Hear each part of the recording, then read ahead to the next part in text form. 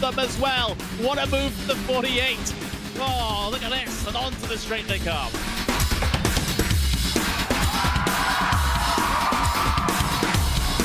Brilliant move there from the number 40 to make it through. That left-hander sliding up the inside, going up now over Hawthorne Hill, down Pilgrim's Drop, and it's brilliant stuff here at Brands Hatch.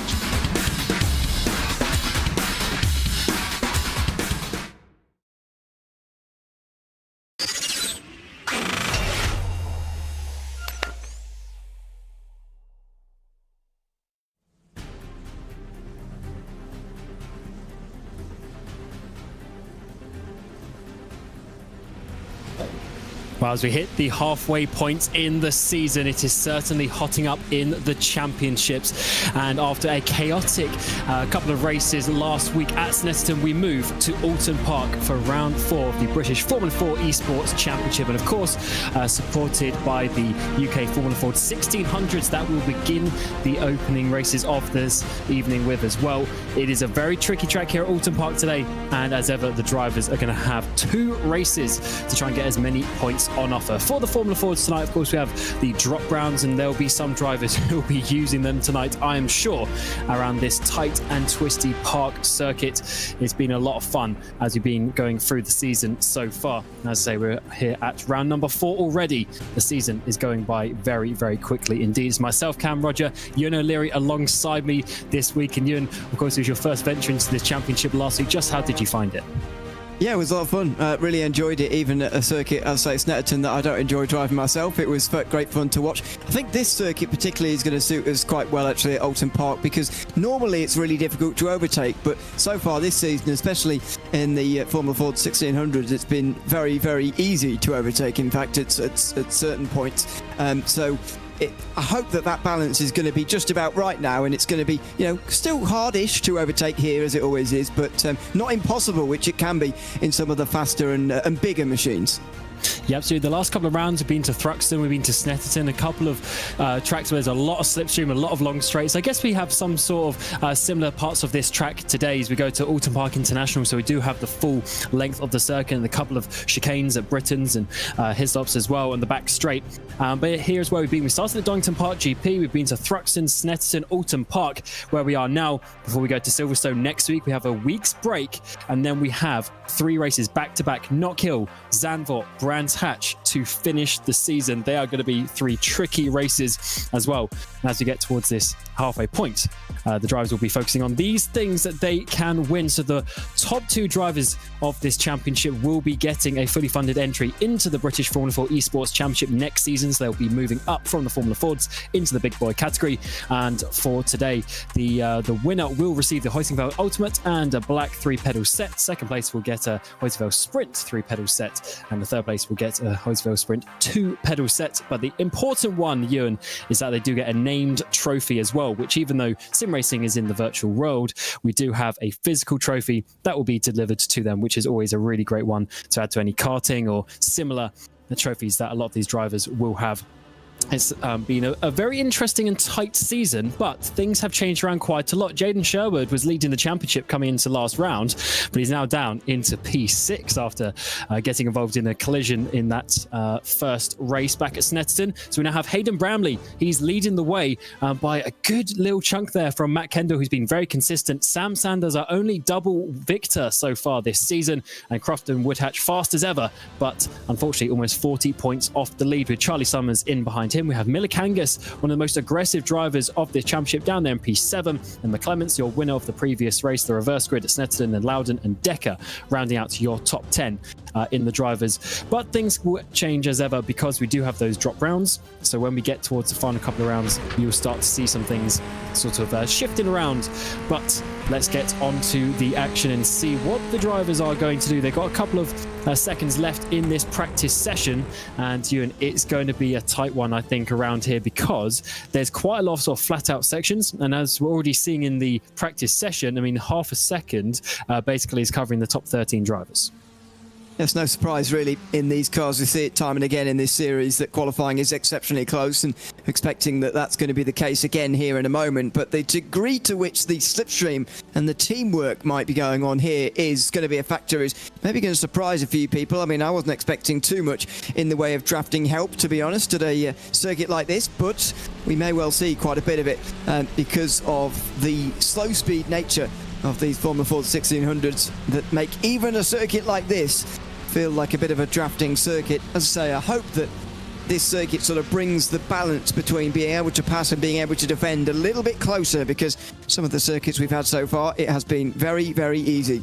So here's what we've got for tonight. The practice session, they are just finishing now. Then we go into a lone qualifying session, so they'll be on the track themselves. No distractions, but they only have 10 minutes to set their lap times before we get to the starting grid, and a 15-minute race. At the end of that, we will reverse the top 5 to 10. We'll get the spinny wheel out to know the random number for that. We'll reverse those positions, and that'll be race 2. So if you're outside the top 10, then you don't have any chance, and you'll be starting race 2 wherever you finished in race 1 for another 15 minutes, so 30 minutes of racing.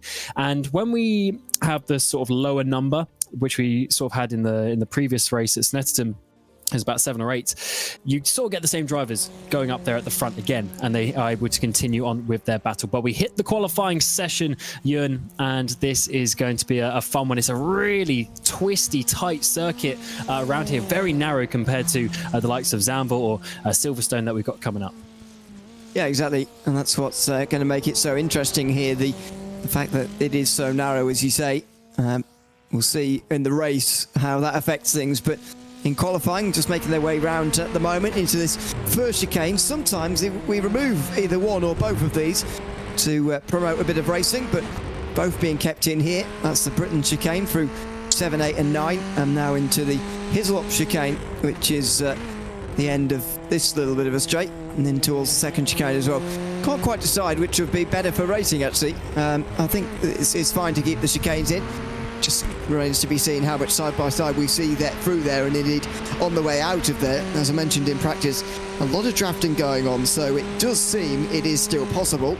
And again, we'll see what an effect that has on the race coming up, because as you say, if we have a low number of reverse grid drivers, it is generally the same who battle for the front, because there is generally a small group who break away from the rest of the field to fight over the race win, as we saw at Snetterton. And on the one hand, it's a good thing to have a small reverse grid, because you get to do it all over again in race 2. And let's jump on board with Wan Chi Lin here in the number 30 machine as he works his way through this qualifying lap. Let's take a look around. We go through Old Hall Corner, which of course is so fast, even in these cars without any downforce or wings on them, and down through Dentons in towards Cascades. This is a big corner for getting an off track on the exit here. Got to be very careful with that chicane. It's probably one of the most strict cut tracks that there are on the whole iRacing service, and up towards the Island Bend, where you have to go through this such a fast corner, and overtaking here is going to be very tricky, because you work your way through to Shell Oils, and it's a very banked sequence, but very one line indeed. And this is where we get towards the chicanes, flat out on the exit and up towards Britain's. It's a very tricky chicane. We've got the tyre stacks as well. Don't want to be hitting them. Straight line the first part, get it turned in, get on the power, but that is a big slide on the exit for Lin, and up and over the hill. And this is where you can get a lot of slipstream down in towards Hislops. It's a tight enough chicane where you can brake hard and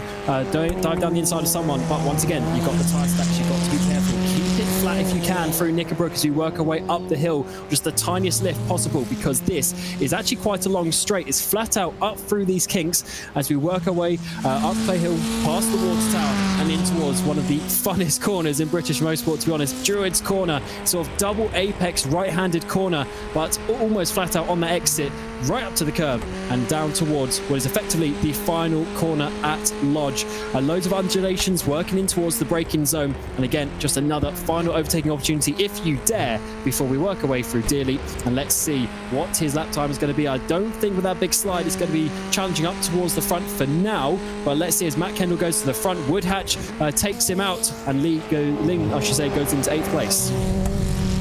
And a good setup there, I've got to say, from him. So we just saw his setup there. He's jammed himself into the corners, give himself a bit of a cockpit feel. He's got the shifter on the right-hand side as well. I quite like that. Yeah, at the moment, 8th place in the session.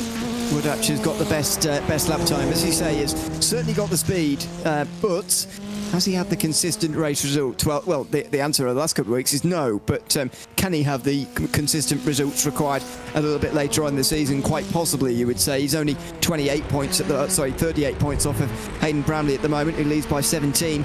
As we saw in the championship standings, it is but far from over, and Woodhatch is going to be one of those drivers who can challenge, I am sure. Just needs to stay out of trouble a little bit more than certainly he was able to do last week. Absolutely. And here's Matt Kendall, who is one of the most consistent drivers of this championship. That's why he's up into 2nd place, but he's yet to get a victory. He's got 3 podiums to his name, but yet to get a victory, and that would obviously help his championship quite a bit if he was able to get those points. Currently sitting in 2nd place once again, just 100th of a second ahead of McClements, but crucially almost a 1/4 of a second behind Woodhatch. Woodhatch is really a qualifying king, to be honest, in this championship. Definitely one of the fastest drivers on raw pace, but gets caught up sometimes in the race with some racecraft. What is Kendall going to do? Up towards the line, through Dearly, and across the line. It's quite a long run actually to the line here, and actually McClements goes up to 2nd place, but it's turned around as Kendall takes that back, and Loudon as well. 4 drivers within a 10th of the top. And Branley is going to interrupt that by going to the top himself. Still 4 within a 10th, and now 5 as Timo Milikangis moves up to 5th position, but it's Hayden Bramley who takes the pole position.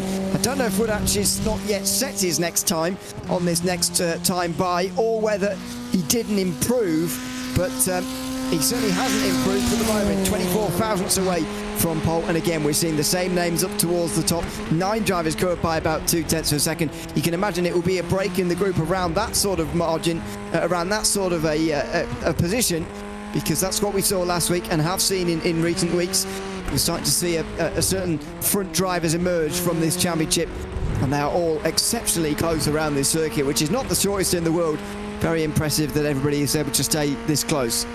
Yeah, that is incredible. 8 drivers, just over a 1/10 of a second separate everyone between Bramley and Summers, and even Sanders and Hopper are only just behind that. This is incredibly close. Just one little slide like we saw from Lynn, and you unfortunately will not be even in the top 5. That is absolutely incredible. Here's Loudon as we work away up towards stewards once again. He's got the VR headset. We should be able to spot out his apex through this double sequence of corners. Just keep that momentum going. Very momentum-based car. Goes slightly onto the grass there, but should be okay as come down towards the final corner, and 3 minutes remaining in the session, so enough time to get another lap in if you haven't run out of your 4 laps already. Up towards the hill, we go for Loudon across the line. It is going to be, can he challenge? Up towards the front, McClements goes to 4th. Loudon is going to stay in 5th place as Kendall takes the pole by 2/10 of a second. That's much better from the 67.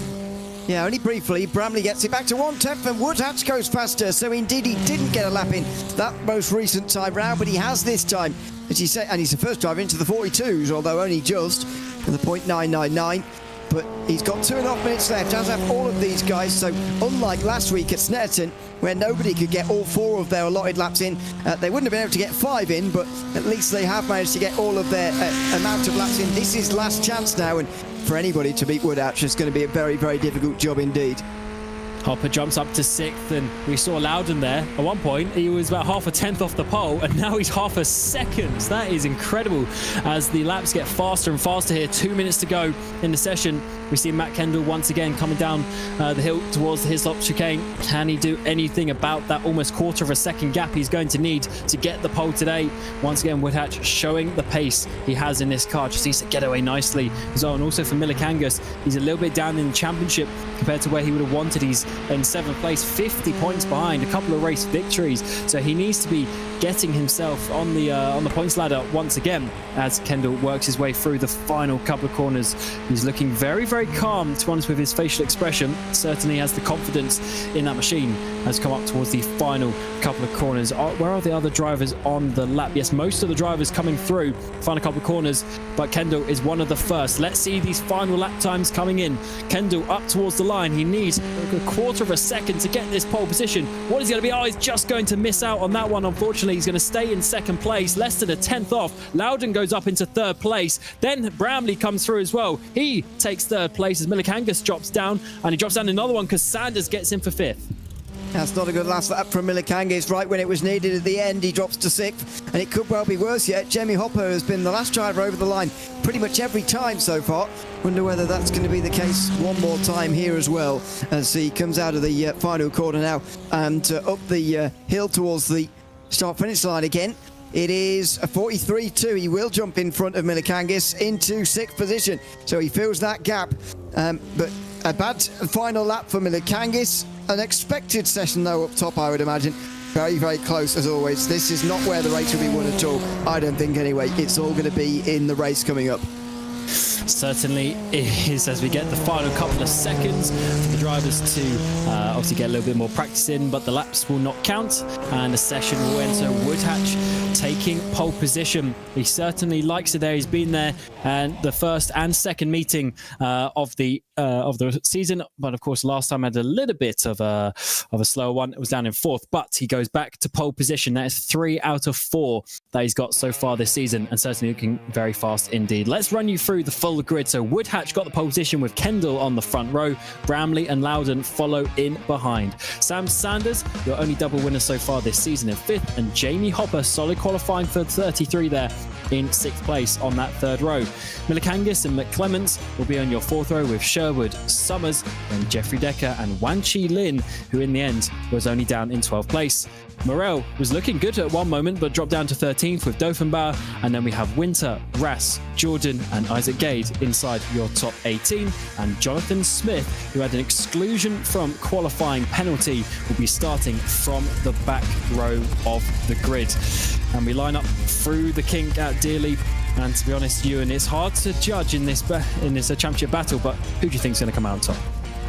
I'll go for Woodhatch this time round. He's going to look to avenge the previous week's misery on occasion that he's been having, and he really does need to start thinking about gaining some of these points back again. I know that we're only coming up to the halfway mark at the end of tonight, but if you let that gap grow to the leader too far, you won't be able to get it back again. So I'll go for Woodhatch for a not a lights to flag victory, a battle for sure, but in the end I'll go for him.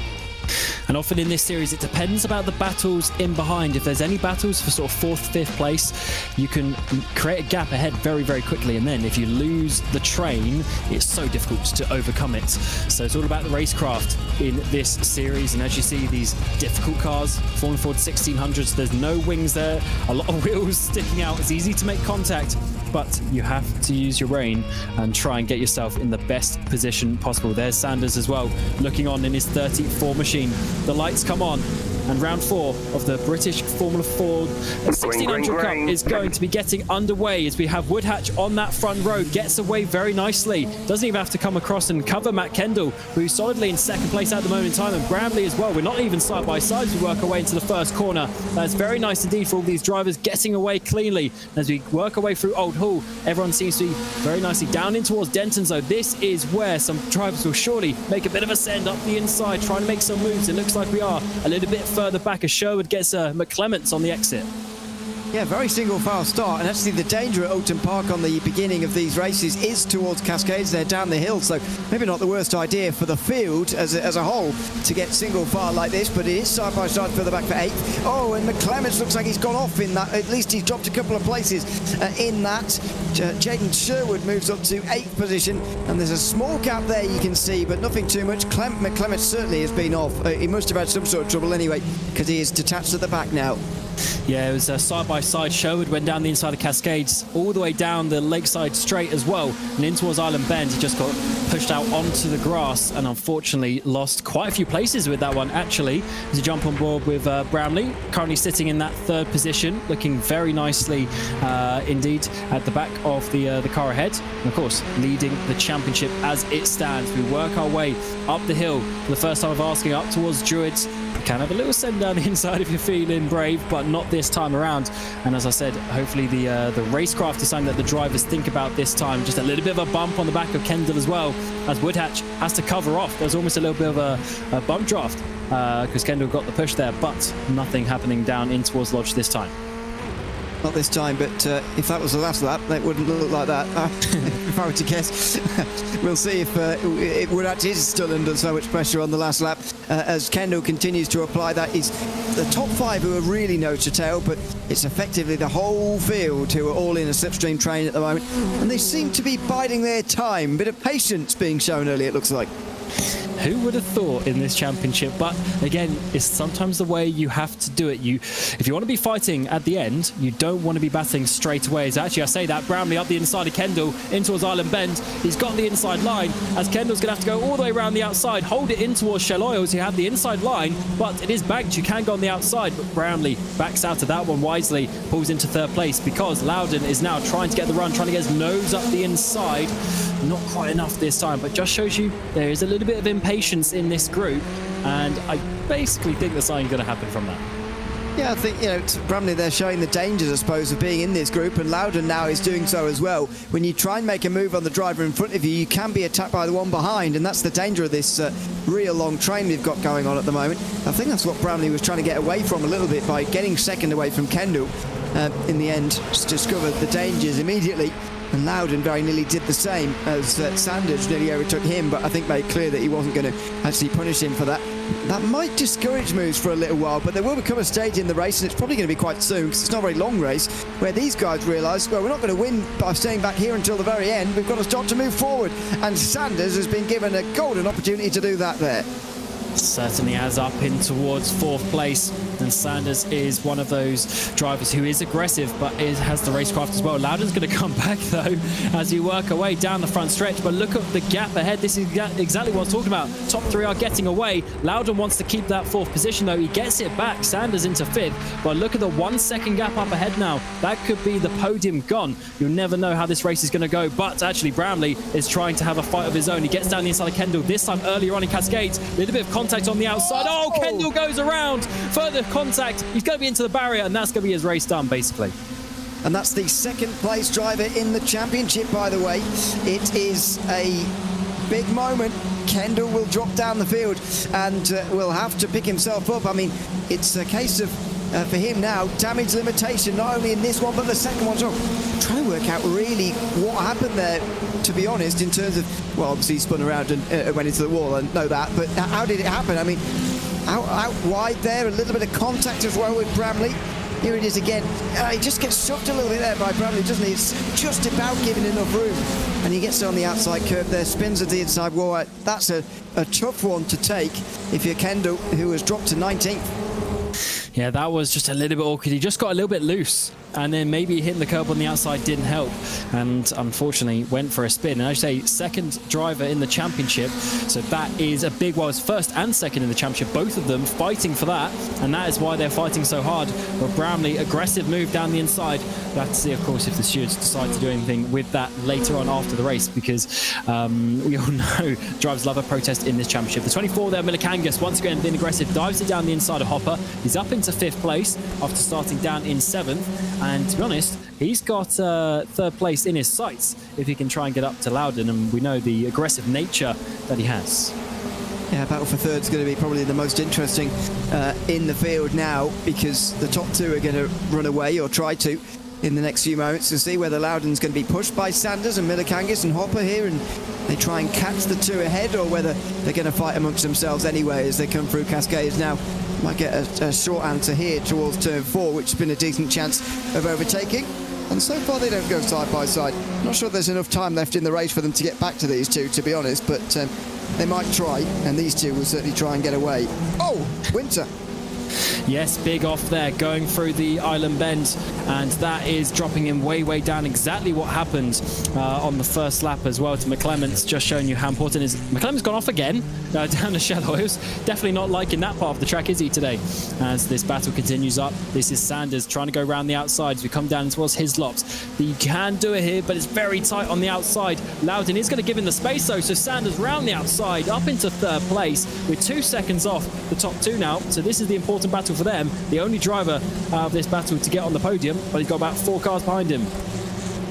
Look at this run as well he's going to have on the outside line is Loudon to get this position back again from Sanders. As I suspected it would be a fight for third position right round the outside from Sanders, and he's going to take the place again, and Loudon's got to be very careful of this. I know he's on the inside and he's defending well, but he's got to be careful he doesn't get brake tracked. 3 wide, Milikangas on the outside, very brave and daring, and he just about made it work, but he goes wide, and now he might pay the price.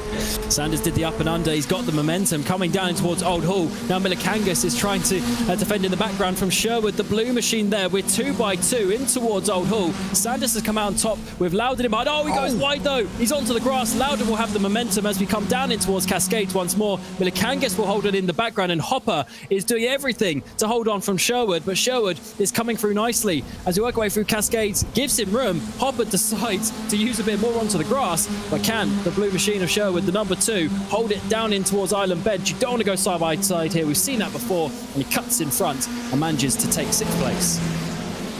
Oh, this is the contact for Winter. Just a small misjudgment through turn 4, and it shows just how bad it can be. Oh, don't tell me Clements has been off through here again. He has. He's just clipped the driver in front and gone into the gravel as well. A pretty bad first race for Dylan McClements, unfortunately, and that is a real shame for the driver. 8th place in the championship, really looking to make a break for the top 5 or so here in the next few weeks, but it's not going to manage it with a race like this one.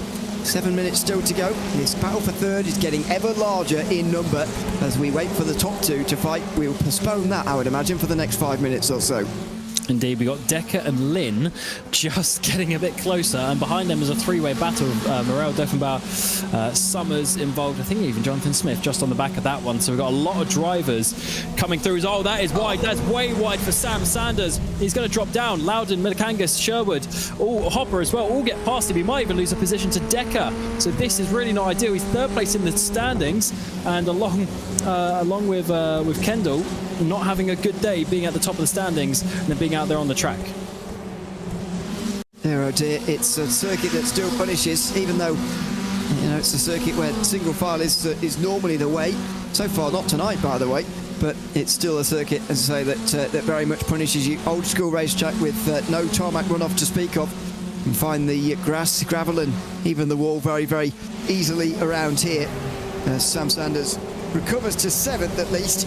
He is no longer in the group battling for 3rd anymore, and unless Loudon and Milikangas go side by side again and fight a lot, then Sanders is going to be resigned to hoping the reverse grid is large enough to include him in it. Oh, that's a good point. I mean, you never want to sacrifice points though. He'd rather finish on the podium now and then start a little bit further back in the second race. You'd always want to bag the points when you can, but this could work out nicely. P5 to 10 is the reverse when we get to the end of this race. We're already 2/3 of the way done, 10 down, 5 to go in this race. The top 2 have got away by 4 seconds. Woodhatch leads as he has from the start, but championship leader Brownlee is right behind him, and to be honest, keeping him company. It was close in qualifying. Woodhatch had the little bit of an edge, but in the race, the green machine here of Brownlee's using that slipstream and keeping up with him, and they've got away by 4 seconds to Loudon, who's now got a big job to hold on to that podium. 2 laps to go, by the way. 3 laps to go when they get to the line, rather. And I'm just wondering at what stage Brownlee is going to start to try and make a move here, because it's not one of those circuits where you can sort of out-drag him to the line. That's going to be impossible, I would say. It's not a circuit where there's an obvious overtaking chance. There's a number of, I would describe as maybe a bit better than half chances, but there's certainly no glaring chance to an obvious place to get through. And so what point does Brownlee start to put those feelers out there and start to probe and look here? Maybe he already has been learning by driving behind Woodhatch, but it's going to be interesting, I think, to see when he makes the first proper move. There's been all sorts of change further back here. Decker went into a spin, then rejoined, and looks like we got away with that. There was all sorts going on back there, though. I noticed Jonathan Smith is down pit lane as well as Kendo now. Yes, so Decker, I think he went to the back of Sam Sanders. Well, we'll work that in a second as Melikangas goes for third place down the inside.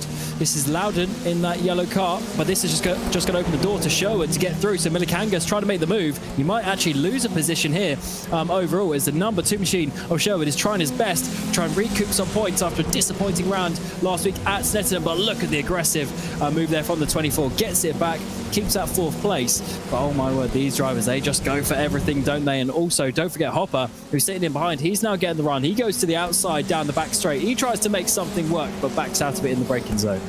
Yeah, I had to really. Sherwood wasn't going to give him any room by the looks of that, so had to step on the brakes there a bit more sharply and stay out of it. 2 laps to go, as I say, when they get to the line, and the gap suddenly between Bramley and Woodhatch is 1.4. There's clearly been a mistake there, and there's the disadvantage of waiting for so long. So I do understand why Bramley did it, and I would have as well, to try and gap these guys and make it a 2-driver group. But unfortunately, he's either lost speed or made a mistake and allowed Woodhatch now to cruise home. And the 24 Melikangas there trying to get Loudon for 3rd. He's looking at 5th place just half a lap ago, but now it might be 3rd. He gets side by side if you come up this main straight. He has the inside line, couple laps to go in the race. Loudon has the edge though. He's got his front wheel ahead, but in the braking zone, Melikangas sends it down the inside, tries to squeeze it wide, but no, there's just enough space on the outside for Loudon. Once again, this opens up the opportunity for Sherwood. He's got himself through Denton's in towards Cascades. Unfortunately, Loudon breaks a little bit early, blocks off the space that he would have wanted to dive into, but he has got the run as he work away down this back straight. And even Hopper's trying to get involved. Oh, huge crash in the background. Sanders has gone off. 3rd place in the championship, and Rebecca Morell, they're trying to go side by side in towards Cascades. As for what we see on screen, Sherwood has got through into 4th place, and now Melikangas holds on from Hopper. And so Sanders and Kendall, who are Hayden Bramley's 2... Oh, goodness me. It's hard to know from that replay whether it was Sanders coming across on Morell or the other way round. Morell's front left pops off at the very end of that sequence, unfortunately. And so Rebecca Morell out of this race. Alongside through turn 2. It's just one of those, I suppose, isn't it? You get away with that in a non-open wheel car, but I'm afraid in these cars where the wheels are very exposed and they're very likely to contact each other, you're always going to make contact. I'd be willing to chalk that down as a racing incident, to be honest, but I think maybe the 2 of them would disagree. Yeah, I think it's not a bad shout. Close enough with that. Just a little kink of Denton's just brought them together a little bit. No one was sort of moving left or right, but anyway, we'll leave that up towards the stewards if it gets to the stewards' room. But that's a big shame for Sanders. And I did say today a couple of drivers will be using this as a drop round, and maybe Sanders and Kendall, ironically, top of the championship, they will be fighting for that final lap time. Woodhatch leads by 2 seconds out from Bramley. He's been able to drop him, but this is the battle in behind. Loudon, yellow car, he is holding on from Sherwood in the blue, and now Melikangas in the black, as these are the 3 who are going for it. We also have Jamie Hopper in behind as well. 4 drivers with 3 wide into the first corner. Decker's in the middle of that. He's got Gade behind him. McClements, who was off on the first lap, he's now up inside the top 10. But also, don't forget Mark Winter, who's off the track as well. That is just how these battles go in this championship. You can still fight for the top 10 on the final lap. What a completely ridiculous sight to cut to there. They were going 3 wide in towards turn 1, didn't know what was going on. They still don't. Oh, in towards 4, that was really close. Mark Winter trying to regain these places, and he's spinning. Oh, he's going to get collected here as well. And there's someone up in the air. It's all happening. Mark Winter spins through turn 4 for the 2nd time in this race, trying to win those places back alongside Jeffrey Decker, who's also trying to win some places back. And it all goes wrong on the last lap. Let's hope it doesn't, though, in the battle for the podium place. Round the outside, Sherwood's going to go. He's going to hold it. He's got the tyre barrier on his inside. They give each other room, but Loudon's going to hold on. And now Melikangas thinking about diving up the inside of Knickerbrook. But look at the terrible run that Loudon's got. Bad momentum up the hill. And these cars are all about the momentum. In towards Druids.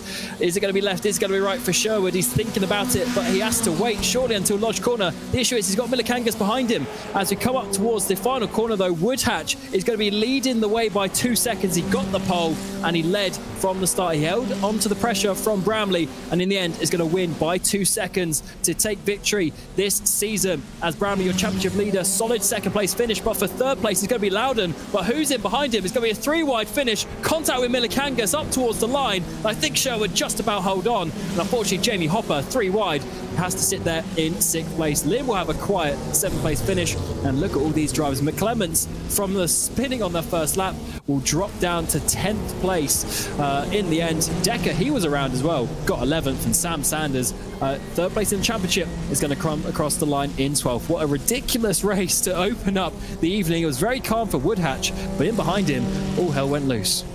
It certainly did. That was remarkable stuff between, especially those guys in the midfield and towards the back. But while the race winner was Crofton Woodhatch, you'd have to say that the winner out of the race, I suppose, is Hayden Bramley. Most of the drivers who are close to him finishing a long way down. Matt Kendall, of course, last, and Sam Sanders outside the top 10, with Hayden Bramley only losing out to Crofton Woodhatch. He'll absolutely take that as far as the championship is concerned. Absolutely. Let's see what the reverse grid is going to be, though. So these positions, this number of positions, will be reversed for the grid for the next race. Between 5 and 10, we've had some big, we've had some small. I'm pretty sure we had this last time. It was 8 in Snetterton. I'm pretty sure we're going to get 8 again as we hit Oulton Park for the reverse grid. That is going to be a whole load of fun. So I believe that's going to be Matthew Jordan in the 86 machine who will be the reverse grid pole. That is certainly going to be a whole load of fun in a few moments' time when we get there. But let's see the grid. Yes, it is going to be Matthew Jordan. But after 9 laps, it was Woodhatch from Bramley, Loudon and Sherwood, Millicangus your top 5, Hopper and Lynn inside the top 7, Jordan, Rass and McClements your top 10, with Bramley getting the fastest lap actually, so there's an extra point there for him as well. Decker was in 11th, with Sanders unfortunately down in P12 in the end. Gade and then Jonathan Smith from the back of the grid up into 14th place. Winter and Charlie Summers, the final drivers on the lead lap, with Dovenbell, Morel, Kendall having some issues there. Now, of course, the 19 cars out on the field.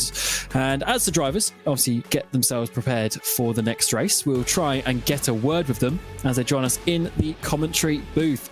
We'll firstly bring in Crofton Woodhatch. And Crofton, you had pole position once again. I believe that's your 3rd of the season, looking very, very fast. But in the race, you had quite a bit of company from Hayden in behind you. Firstly, let's take you through the qualifying session. It was very close after the first couple of laps, but then you pulled one out of the bag at the end.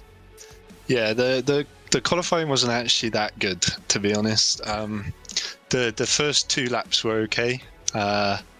I off-tracked one of them, and then the final lap was off-tracked as well, I think. I did enough on that 3rd lap to get the pole, but it should have been a couple of tenths quicker from the pace in the race and stuff. You can see that there's pace in it.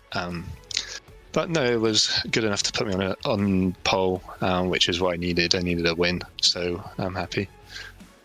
Absolutely. And what do you think going in towards the next race? You got P8 as the reverse grid, which I think is actually the same as last time. So a number you're fairly familiar with, but the reverse grids have been a bit tricky for you. How do you think you can claim some points back in the championship with Hayden obviously finishing 2nd there? Yeah, it seems that the first race is good and then the second race is bad for me at the minute. So it's just trying to gain some positions and keep it clean, really. P8 isn't terrible. It's not P10. I would have liked P5.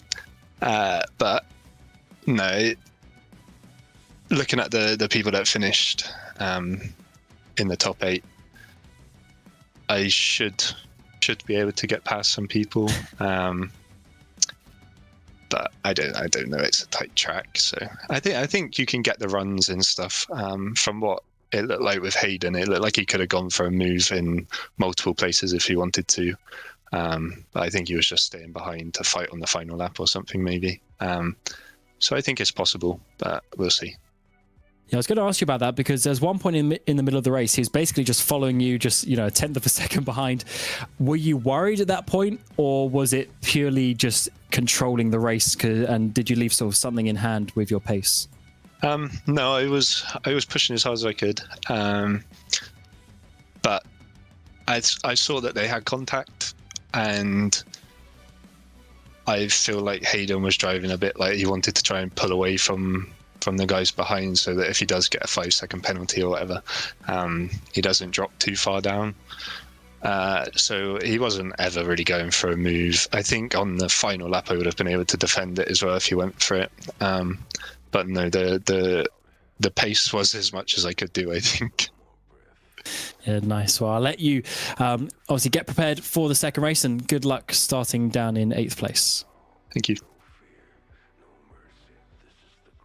And then we will bring in Hayden Brownlee, number 26 in that green machine, coming in second place in the end. And Hayden, that was a very solid race from you. It looked like you were very calm. You were very sort of composed, weren't necessarily going in for any crazy moves. So that must have been a really sort of comfortable race for your championship. Yeah, it started out pretty calm. I think we all saw like just getting the settler, getting like the flow of it. But Matt was batting up quite a bit, so I thought I'll give it a go, and obviously that ended up with him in the wall. And I mean, I've looked back at the incident. I'm not entirely sure if I can put blame on myself, but we'll wait for the stewards and with what they see. Yeah, absolutely. It definitely looked like it was a tight one. Was that an extra hard battle because of the championship, or just because of how narrow and tough this track is? No, I wasn't really too much thinking about who's where in the championship. I'm just focusing on getting as many points out of it as I can. I had the opportunity to fight Crofton as well, but I'm just choosing the safer option, and unfortunately I don't think I did it properly, but yeah, I'm just going for what I think is the best I can get out of each race. Yeah, absolutely. And you're certainly looking very good. So what do you think your chances are? Going to be starting from 7th place with the reverse grid. So do you think you're going to be able to work your way through, or is it one of those races where you're just going to hold back a bit and just try and take maybe an easy top 5? Yeah, I mean, I'll take what comes to me. The first few laps are always going to be quite good opportunities, so definitely looking for the opportunities in them first few laps. I mean, I love Oulton. I've done plenty of racing around here, so I know where I can overtake. But yeah, I'm not going to try not to risk anything this race. Just take the easy options. Yeah, well, certainly you're having a good season. You've got 4 second places on the track this season, so you're doing very, very well. And obviously the 1 win back at Thruxton. So yeah, doing a good job, and good luck for race number 2. Yeah, thank you. And then lastly, for the podium, we will bring in Brandon Loudon, who had some crazy overtakes and defending there in that race, Brandon. In the end, it was with a 3rd position, but that certainly wasn't an easy one. No, it really wasn't an easy one. It was a battle and a half. I was just defending for my life. I don't even know who I was defending against. I was just making it known that I was not moving from my position that I had right away to, and I was doing my hardest to defend the 3rd position. First, a couple I was keeping up, but then people just decided to decide on my inside, and I was like, I'm gonna keep it on your outside and just do some sketchy moves that normally isn't done, because I'm used to this track now. So it was a lot of fun. Yeah, absolutely. And do you think, okay, in the end you were leading the battle when you came out on top, but do you think it might be easier being sort of the 2nd or 3rd car in line sometimes around here? Because I mean, you were defending really hard there, trying to make something work, but it was Timu and Jaden at the end there. I mean, they were really trying to send it down the inside. It must be a lot of pressure. Yeah, it was a lot of pressure, definitely. Like I said, I didn't even know who was I was defending against. I was just in the VR. I was making sure that I was leaving the space, and I was just hoping for the best. Like I said, it just I really outdone myself there on that race, and I thought I defended really well. And regarding the championship, you had a couple of podiums now. You are about 8th position in the championship. So you do have a little way to go in terms of catching up the points. Do you think there's a way you can challenge for the top 5, maybe top 3 towards the end of the season? Do you reckon you can grab a race victory? Definitely. I'm going to try and push for a race victory if they allow me to, and allow me to battle with the top 2. I would definitely take it out, and I'll battle with the top 2. Just depends if I'm on pace for the day. And today I was on pace, so I'll keep it there. Absolutely. And from 6th place on the grid you'll be for this next race. What do you think your chances are of getting up into the more solid points? I'm just going to keep myself aware of what the track can bring in the inside lanes and in the outside lanes on the sweepers. So I'm just going to make myself aware to basically just be positioned on the track correctly and just having a bit of fun. Absolutely. Good luck, and we'll give you a few minutes there of the practice. So Thank you. enjoy the next race. Thank you. All right, and that obviously ends the interviews for the first race. But Ewan, just a couple more minutes, we'll get towards the second race. So, sort of in conclusion from that, we know Woodhatch has got the pace. We know, obviously, in behind there's a big battle with Brown and Kendall. I guess Kendall would have had the pace as well. So it looks like we are seeing a few drivers sort of put their name forward for this championship. Yeah, I would say so. It was very clear. I think maybe defined a little bit more actually at Snetterton last week, where we saw sort of a breakaway group of however many, and everybody was there pretty much from those championship contenders. So yeah, that race last week especially was pretty defining. But I mean, this one as well. We're starting to see though a top few emerge. Bramley is definitely the championship leader by some margin now. I'd imagine it's probably over 20 points now after that race. The other's going to have to try and catch that back again, but I said earlier on that Woodhatch is going to have to start gaining some back as well himself. If he wants to be the champion by the end of the season, well, he certainly did that in that first race of the day, so he should be very pleased with the job done first time round. But as he said, starting 8th in a reverse grid's not easy, so that's what he's got to deal with coming up next. Now, a little bit of discussion on the incident as well between Kendall and Bramley, working their way through cascades there. Very tight, top couple of drivers in the championship fighting for position as well. Hard to really sort of guess. I mean, it wasn't a big shove to the outside, but do you think from Kendall's point of view, obviously you weren't able to get to his opinion on that, but do you think in a similar situation like that is worth backing out, or do you think he just has to go for it as well when you're battling for a championship? Yeah, I think you do have to go for it in that situation. Maybe with hindsight, you say not, but if you back out of that, then it's easy to see that if we'd just carried on a lot longer, and maybe an incident would have happened again a little bit later on. I don't know, but I think if Bramley had gone any further in terms of pushing him wider, then that would have been sort of over the line and sort of frowned upon. But he just about pushed it far enough, I think, to have gotten away with that, or not far enough to get away with that. And in the end, I wouldn't say he did too much wrong there. Obviously, Kendall may feel a little bit different. There was a little bit of contact. It did put him out to the outside curb, but ultimately, I think he could have gotten away with that, and he could have controlled that. Again, with hindsight, it's easy to say he should have backed out, but you're never going to think that in the moment before the incidents happened.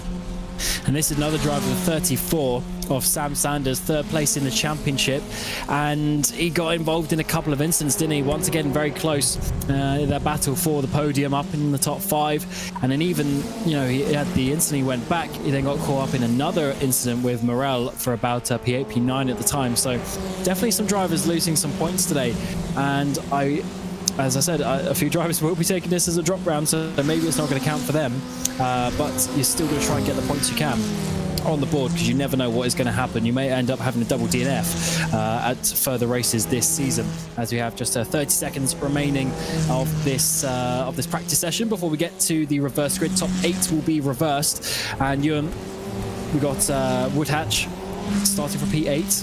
What position do you think he's going to get? I don't think he's going to win. I think it's more likely, actually, that a group starts to form in front of him and he can do nothing about it, actually. It really depends where that group comes in. I'm going to presume that it's going to be roughly the same as last round and last race, and say that it'll be third place he'll be fighting for, and I'll say that he's going to get it. I just think when you're starting from 8th position, it's not necessarily the 7 overtakes that you have to make to get to the lead. For me, it's more about the potential for a break in the field up in front of you that is going to prevent you effectively from even battling for the race win. And as we get to the end of this practice session, we'll have a quick rundown of the grid for this race. Remember, top 8 are reversed. The rest of the positions will be where they finished in the first race, but points are rewarded the same. So it's Matthew Jordan on the pole with Wan Chi Lin alongside him. Then we have Hopper and Miller Kangis, then Sherwood and Loudon, your top 6 drivers. All looking very nicely indeed. And then Bramley and Woodhatch, that is your reverse grid drivers. Then we have Rass, McClements, Decker and Sanders Sanders just missing out on the reverse grid, with Gade, Smith, Winter, Summers, Dothenbauer and Morel in the top 18, with the final driver at the back, Matt Kendall, who came into this third place in the championship, but unfortunately dropped down to 5th after those points lost, with it being so close. Just another 15 minutes on the clock for these drivers to try and work it out. We have McClements win back at Snetterton from the reverse grid pole. He was able to hold on to that. Is that a good omen, or is it going to be a different story today with Matthew Jordan, the 86 machine? He's down in 12th place in the standings. He's got a best position of P5, but he now starts from the front of the grid. And the Formula Ford 1600s is going to get underway for their final race of the evening here at Oulton Park. And it's a solid start from most of the drivers, as we are going to see. Driver, I think it's Brandon Loudon's actually missed the grid, so he wasn't there. There's a pit box missing. And in towards turn 1, Jordan is going to hold on, but Lynn is going to get a bit of an up and under. We work our way down towards Denton's, in towards Cascades. We're side by side with Milikangas and Hopper, continuing their battle from the first race. Around the outside, Milikangas is going to go. He's trying to chop off the nose. He's done so. And as Wanchi didn't get pushed out, Milikangas might have a run for the lead here. Yeah, he's seen a big opportunity with most of his rivals who you'd expect to see near him quite a long way back. He's going to try and take the lead and run away with it early. As he goes to the outside of turn 4, he can't do it. Here come the others as well. Bramley just looking to stay out of trouble. Slash make overtakes and maybe a 2-in-1 round the outside of the turn 5 backed right-hander. He's nearly in 3rd place. This has worked out very nicely for him, hasn't it? But this is not a place to make the overtake. He's going to make it work, though, up the inside of Hopper, who backs out of it, and it's a little bit of an awkward one, so they lose a couple of car lengths, but importantly, Bramley's up into 3rd place. Milikangas now sees an opportunity to take the lead here, down in towards his chicane. Round the outside is going to be for the white machine, and he's certainly done it, but he's going to get a little bit of contact. He's going to have to back out of that one to not hit the tyre machine, and now Bramley is up there back into 3rd place. Yeah, well, that's a dream start really for Bramley as far as the championship is concerned. Once again, Milikangas, as I say, saw a real good opportunity there to get to the lead and get away before anybody like Bramley or Woodhatch got anywhere near him. But on this occasion, hasn't been able to. And maybe, like last week, we are going to see the reverse grid guys actually stay with the top guys once they've been given the track position at the start of the day, which of course they get in a reverse grid. Here comes Milikangas, though. He might well be leading by turn 1.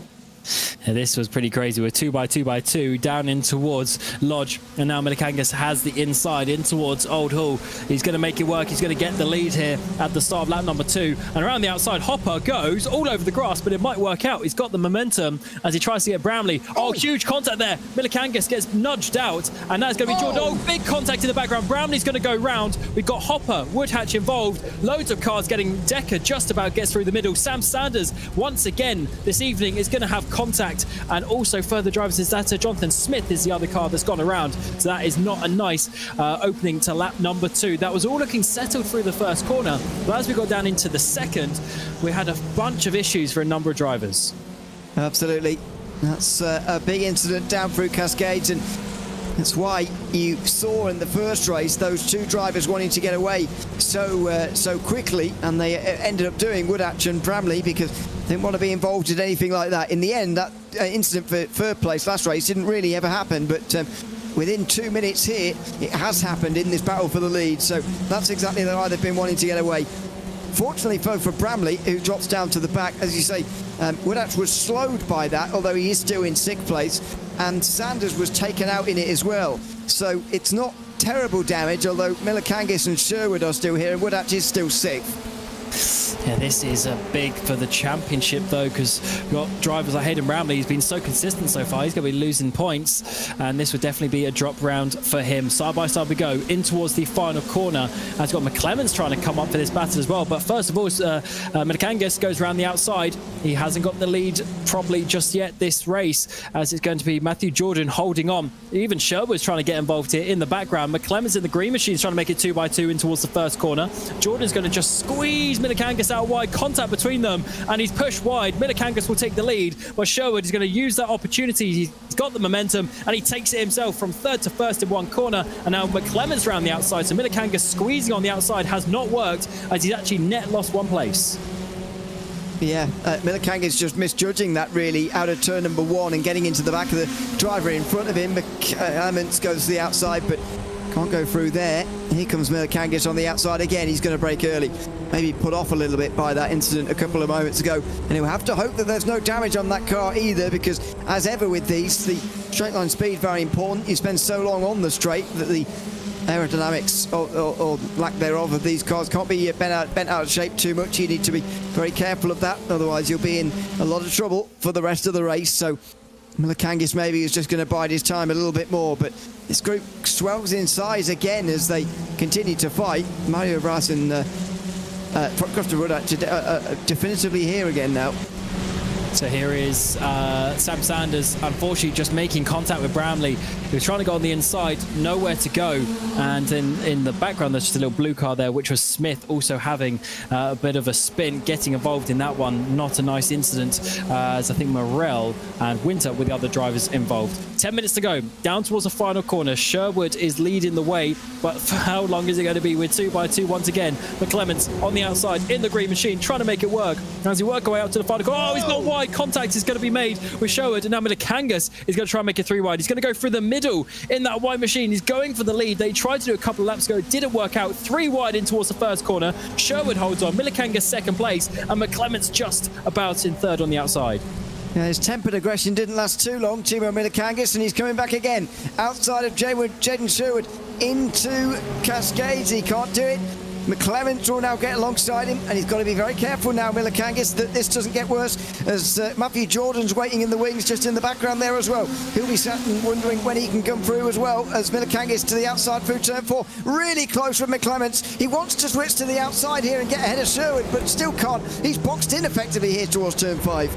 Oh, this is very awkward indeed. Here's McClements, and that's a great camera angle as he work away in towards Britons. And he's contact from behind. That must be Milakangis, but McClements holds on, and he keeps in second place. Milakangis in third. He's actually lost a bit of time there, so Jordan is all over the back of him, down towards the Hislop chicane. Jordan thinks about it to the inside, but he's actually defending a little bit from Woodhatch. He's got back involved, but look at the train of cars in behind you. We've got Decker, Lynn, Hopper, all joining on. It's basically 9 cars for the lead. Yeah, and it's going to continue to swell as well. Isaac is not too far away either. This is absolutely fantastic to see, and exactly what you want from these FF1600s. And I think what I said earlier on is I'm not sure quite proving to be true to the degree that I was expecting it to be, but the balance between being able to attack and defend is a little bit more even. It is possible to defend around here, and the overtakes are not a foregone conclusion like they can be at some circuits in these cars. That balance is really creating good racing at the moment, but it is slowing them down a lot, and it's meaning this front group swells again. McClements trying to go for another race victory. What would that be? I mean, he didn't get points in the first 3 races of the season, and now he's trying to get 2 wins in 3. Crazy stuff. As he gets to the front, he takes the lead, but is not over just yet, because Sherwood goes to the outside with 2x2. Woodhatch is coming for third place, but he might lose that. Oh, no, contact is made, and further contact as your pole sitter Jordan gets involved with that one, and he's absolutely fuming with that. He's got potentially a little bit of steering damage, but just showed you how easy it is to make a mistake. And now we've got Sherwood, Milakangis and Woodhatch your top 3, but this is not over yet. Yeah, 2 of the 10 taken out, but the other 8 survive, and Jaden Sherwood will lead past half distance. I'm unsure as to whether Milakangis is the catalyst, or indeed the starting point of that incident we just saw there coming out of Cascades, but he was certainly around that point as Sherwood goes wide through the first chicane, and he's going to be under attack from Milakangis now into Hislops once again here. Milakangis on the outside, trying to make it work. Doesn't do so. Oh, contact in the background. Wanchi Lin, I think it was Hopper, hit the back of him. Lin goes off. Gade gets through as well. Yeah, Lin is off. He's onto the grass. And after having a bit of a disappointing first race going off in the grass, he goes off in the second race as well. Really enjoying the lawn mowing out there today. Milakangis in second, holds on to Woodhatch, but Woodhatch has the inside for Druids. Don't always see a move here, but a 22 has made it work, and he's got up into second place. Well, I thought there would be a duo go up front, to be honest, preventing Woodhatch from actually fighting for the lead like this, but he's clearly got the speed tonight to battle up here. Oh, and there's contact meantime. Milakangis was hit into the final turn. He's going to survive. While that was happening, the replay showing, I mean, I'm not sure how much else we can read into that. That's Wanchi Lin that, oh dear, that's quite unfortunate. A very small bit of contact there sends him off, and Milakangis might have even got a drive through there, if I'm not mistaken. Oh, there was definitely some sort of crash coming out the final corner. I wasn't looking, but suddenly the front group's down to 2. Yeah, so Sherwood leads from Woodhatch. Milikangas has gone down pit road. Decker is now in the third. Cade is in fourth. McClements continues on in sixth place after a crash one lap ago. Here comes Woodhatch for the lead, though. Your winner from the first race, and he gets back to the front in the second. He started from eighth place. He sat patiently for a few laps, and now with just over 5 minutes to go, he hits the front after some incidents in front of him. Open up the door, and then a clean move there on Jaden Sherwood. So Jaden, who led the championship after the first couple of rounds, is now following through in second place. Absolutely. And of course, he's still a championship contender, you would say, as well. Only started the day 6 points behind Croft and Woodhatch, but especially with Bramley so far down, this is going to be Woodhatch reinstating his claim to the top of the standings. Is that one she Lynn still? Yeah, that's what I'm thinking as well. Press escape, mate. Come on, let's go back to the garage. I don't think he is still anywhere near his rig or his keyboard at the moment to press. Now he does, but might have been one of those moments where you just walk away and forget that this ever happened, because that was a bad moment. I mean, Lynn was taken out into that chicane. I don't think there's any other way around that, and it was a very small bit of contact that gave him rear damage. But again, that's what these cars are like. I mean, you can see the suspension with your eyes without taking any of the car off. So that says it all, really. I mean, it's easy to work on, but not necessarily good when you're having these battles. And we've seen it a few times, haven't we? These cars are very much on the limit. And, I mean, they don't even have proper slick tyres. If you have a look on an onboard, they do have groove tyres. We can keep going when the rain comes down. They do not have a lot of grip out there as Loudon gets Dovenbauer. So Loudon, who I think I said at the time was not on the grid at the start, is now up into 6th place, 10 seconds off the lead. This is crazy scenes that we're seeing today at Oulton Park. Anything can happen in these races. Milikangas has gone through pit lane. He's down in 10th place. Kendall from the back is up into 9th. Smith, who was around at one point, is in 8th place. It is all over the shop here at Oulton Park as we work our way down towards Shallows. Once again, Loudon should be able to hold on to that one and regain some points that he lost after that bad start. Yeah, you'd hope so. I don't know if we're ever going to find out why he was on the grid there, but anyway, he is up to 6th again now. Maybe it wasn't the worst idea, to be honest, to get out of that and make up places later. We've only got 11 on the lead lap, I think, which tells you everything you need to know about this race. Very, very chaotic indeed, but still with a couple of battles here and there. The one for the lead probably is going to be the most interesting if Sherwood's fast enough to get anywhere near making this overtake. 2 laps to go as they cross the line this time around with 3 minutes left. We'll just, as we look ahead to the F4 Championship, just wonder if it's going to be the same, because this circuit doesn't normally, I must say, at least in my personal opinion, provide quite this much action that we're seeing so far. Yeah, this is awesome. We did have a very interesting race last year with a bit of rain out there, if I remember rightly. But you don't need that for action around Oulton Park. It's tight, it's twisty, and it's very, very tricky indeed. 2.5 minutes remain. Woodhatch leads by half a second. They got 4 seconds back to Jeffrey Decker, who looks very nice for a 3rd place finish because he's got another couple of seconds to Isaac Gade. Clements there is getting close, though, to Isaac for 4th position. And this is the battle in behind, Loudon and Dovenbauer. And they've also got Jonathan Smith just trying to chase him down in the blue car in the background, a shot as well. But it looks like Loudon just able to hold on, just like as like 10th or so advantage, that Dovenbauer is not able to really even use the slipstream to try and make a move back. But this race is quite something else. But yeah, don't forget, we've got British F4 Esports Championship coming up. They've got 2 more races, and it is not over for the action for tonight. So there's Paige in the number 3 machine trying to chase back down Brandon up ahead. Yeah, so just staying with Brandon Loudon, I think, is the key for now, and then you can try and push past it in the later laps. But as we saw in the first part of the first race, actually, from Hayden Bramley, maybe it isn't the worst idea to actually just try and make the pass whenever you actually can and not wait around. But let's see whether that's going to be the case or not. Jonathan Smith and Matt Kendall not too far away, may be discouraging Dovenbauer from going for anything just for now, because as we know, we've seen time and again, battling swells the group. Maybe not if you've got 3 seconds behind you, though. McClemens and Gader exploiting that at the moment for 4th. Yeah, what a lovely battle as McClemens, who was looking to be leading the race, went down and now is trying to hold on to this 4th place. But Isaac is really trying to fight that on the outside as well. I mean, Isaac is 15th place in the championship. He's only got 1 points finish, or sorry, 1 top 10, I should say, to his name. So he really needs to be trying to get as many points as he can in this championship. And there's 1 position right ahead of him, but McClements is going to be holding on to that one. Final lap time comes out. Woodhatch leads as the gap grows just a little bit. Sherwood not able to challenge just yet. In towards Cascades. Is there going to be any sense here from Gade as he sees a top 4 finish in his sights? Absolutely. I mean, the top 5, whichever way around this is going to finish, is going to be a positive for either of these two, especially Gade, you'd have to say, who's not in the top 10 in the championship coming into today. However, would still very much like whatever you can get from this, and indeed knowing this is the last lap, you know that the guys behind aren't going to catch up. And I guess in the battle for 6th, the same applies, but out front, Crofter Woodhatch is still looking over his shoulder. Jaden Sherwood 6 tenths of a second behind. You'd have to say that is too far, and again, contrary to a lot of other circuits we've got on this calendar, you can actually defend or indeed break away at this circuit because it is so technical. I think that balance has been struck very, very well in this series here tonight.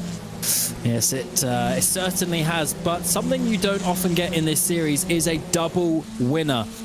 It's so difficult with the reverse grid, with all the contact and the collision that we've seen, and so far this season we have not had a double winner at all, or not really even close. But today it is going to be Woodhatch. He got the pole position, he got the race 1 win. Now as he works his way through the final corner at Lodge, it is going to be a double victory for this evening for Woodhatch, and he puts himself right back in championship contention once again, and that is going to be an amazing double victory for the 22 who holds on from Sherwood. And with Decker, he's going to be getting himself a very nice finish there in the 13 machine up into 3rd place. McClements holds on just about from Gade for your top 5 positions as well, and Jeffrey Decker's top best finish so far this season was a 5th, so getting that podium is going to be very good indeed. Unfortunately, a few drivers had some issues today, as Milikangas there being pushed by Charlie Summers across the line. Milikangas, one of those drivers, Sam Sanders as well. Matt Kendall having a terrible evening really from what he would have wanted to do.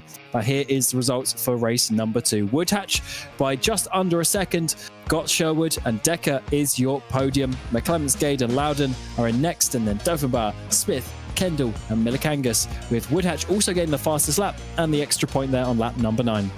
Summers, Winter and Jordan, and then we have Rass, Hopper, Lynn, Morell, Sanders and Brownlee. Sanders and Brownlee, that is a big one there down at the end of the field. But let's try and obviously get a word with these drivers and see what is happening. We're going to get Crofton Woodhatch, who, to be honest, I wasn't sure if we were going to speak to you again, Crofton, just with how crazy some of these races are, but you managed to avoid the drama. How do you feel after getting 2 victories in one evening? Yeah, neither was I, to be honest. That is literally that is just what I needed, pretty much. I needed some of my rivals to have a bad round and me to have a really good round, and it seems to have worked. I don't know how I made it to the end of that race, really, with some of the stuff that happened in front of me that I was able to miss. But no, just happy to be able to stay out of it and get 2 wins. Yeah, you're making some fairly daring moves. I mean, at one point you're side by side through Cascades down towards the Island Bend. I mean, you still had to work for that one. Were you trying to balance that risk versus reward still at that moment, or were you just still going for every sort of door that opened up in front of you? To be honest, I was trying to stay behind everyone and just hope that they took each other off, which happened. But the one point at where I sort of went for a side-by-side with someone is when half of the grid got wiped out. So maybe I should have stuck behind, and then I could have got an even better run through. And but no, it was I saw Hayden get a good start. He had a good lap 1, so I saw that he had got quite a few positions. So I knew that I needed to be aggressive at some point. But it was my plan was to just sort of see what happens, sit behind, get any positions that I can get, because the win has quite a lot of positions, points over 2nd and 3rd. So I knew I was already in a good spot there, and it worked out. Yeah, certainly did, and that propels you very much in the championship. Of course, at some point we'll get the drop rounds coming into that. But looking forward, we go to Silverstone next time. Completely different style of track, really, to what we've had so far. How do you think it's going to be on a big Grand Prix track? Those races, anyone will be able to win. I think the grid is tight enough this year where, not that it wasn't last year, but it was, as long as the packs don't form, I think that anyone can, if they make the right moves, can get through. Obviously, I'm going to try and be at the front again for the first race and then try and lead from the front. But anything can happen. I got a slowdown last year that dropped me to P8 on lap 3 or something.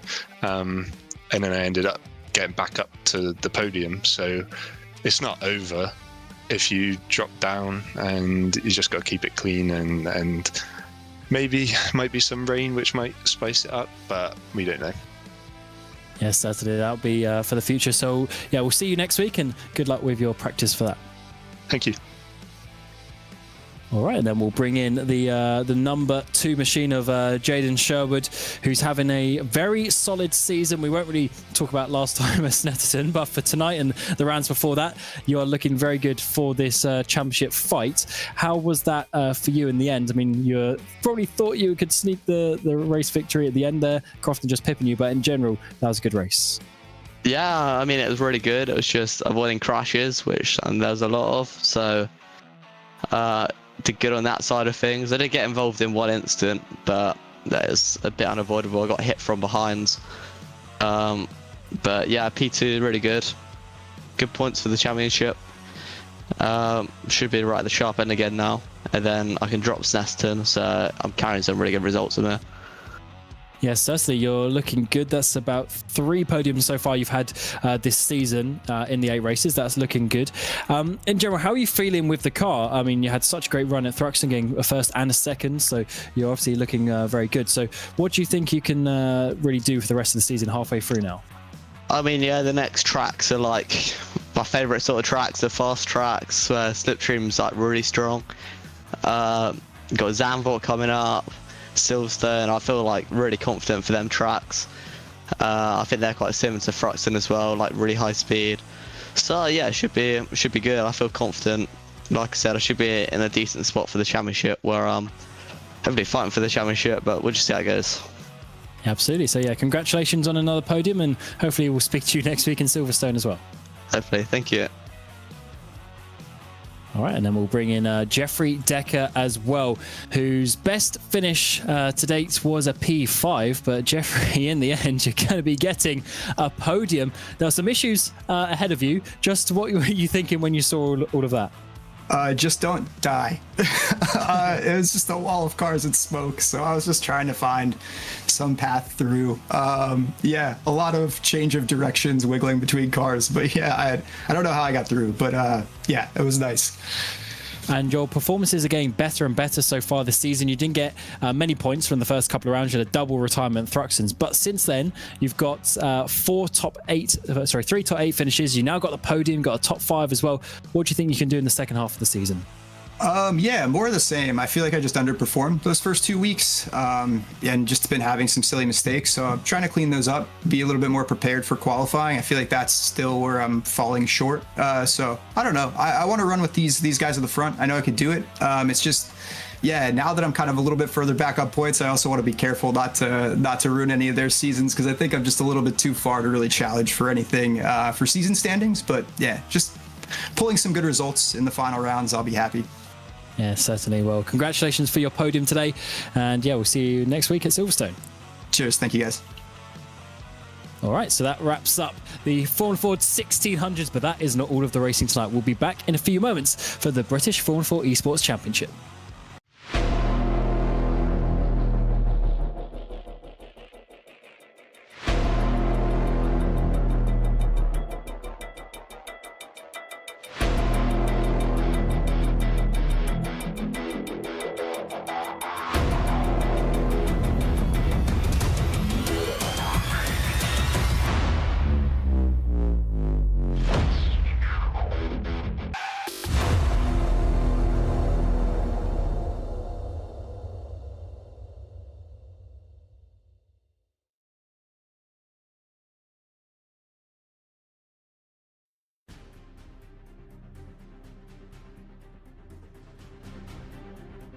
Well, that is not all of the racing tonight. We go to the Formula 4 Esports Championship, and I can't wait to see what this is going to do tonight. Oulton Park has been crazy in the Formula 4 1600s, but of course we go to the big boys now, and it's going to be an amazing evening of racing. We have 2 races coming your way. We got a lone 10-minute qualifying session, 2 20-minute races, the reverse grid between P5 and 15 for race number 2 as well. This is going to be a whole lot of fun. At the end of tonight, we are halfway through the championship, and it is getting very, very close indeed. Here's what they are fighting for: a £5,000 prize pool, 2.5 for the winning team, 1.5 for second, and 1 for third place. But of course, we have to thank our partners. We've got Base Performance Simulators. They are, of course, getting a free day for the top 3 in the standings as well. We get some hospitality tickets to a round of the choice for the winners. 4 hospitality tickets, take all your friends and family as well.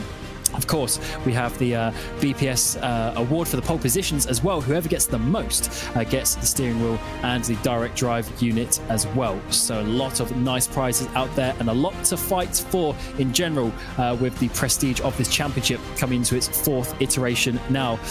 And after 3 rounds, it is Caruana leading the way, Gilbert in second, and Henry Moore in third place. There was a whole host of penalties after Snetterton as well, changing things around a little bit. Leo Brown, Moreno, Gogo Baldy inside your top 6, and a few drivers who are starting to just lose a little bit in terms of the points. And we're really seeing a little bit of a breakaway of the top 5 or so drivers going for this championship. Of course, we have the Bennick boys there with Gilbert and Moore looking very, very close, and they lead the Constructors' Championships by quite a decent way as well. We've got Hymo setups there, which of course is Caruana and Chadwick. Chadwick, unfortunately, just struggling a little bit and losing a few points, so that is why they are in behind Bennick. But remember, top 3 in the championship get the prize pool, and is going to be Drive Round Racing, who are there, Leo Brown in that 3rd position. But TC Sports, not too far behind, but is a little bit of a gap further back to the sort of 2nd group of teams. And certainly a tough championship out there to battle for. It is going to be myself, Cameron Roger, Ewan O'Leary, alongside me and Hugo Louise on the production of this RaceSpot TV broadcast as we bring you through the 2 races here tonight. It is going to be a tricky one out there. It is going to be fast, it's going to be frantic, and if anything like the Formula 4 1600s, it is going to be very tricky for these drivers. The qualifying is just getting underway, and we do have the number 1 of Graham Carroll on the grid for today. He's the reserve driver for Ferrari, Scuderia Ferrari this season, and he's bringing out his talent once again after winning the championship from Henry Moore last season, and really good to see him out there once again. As I said, we have a whole host of penalties. We've got exclusions from qualifying for Jasir, Silva, McAuliffe, Shintani, Deslandis. We even have a whole ban for Will Redford for unsportsmanlike behaviour as well. Ewan, it certainly was very chaotic last time out at Snetterton. Yeah, and Redford, by the way, disqualified from both races last week at Snetterton, so it's now 11th in the standings. That's why you didn't see him on that list there. It was very, very busy in the stewards' room after Snetterton, and that is unsurprising, perhaps, having watched it.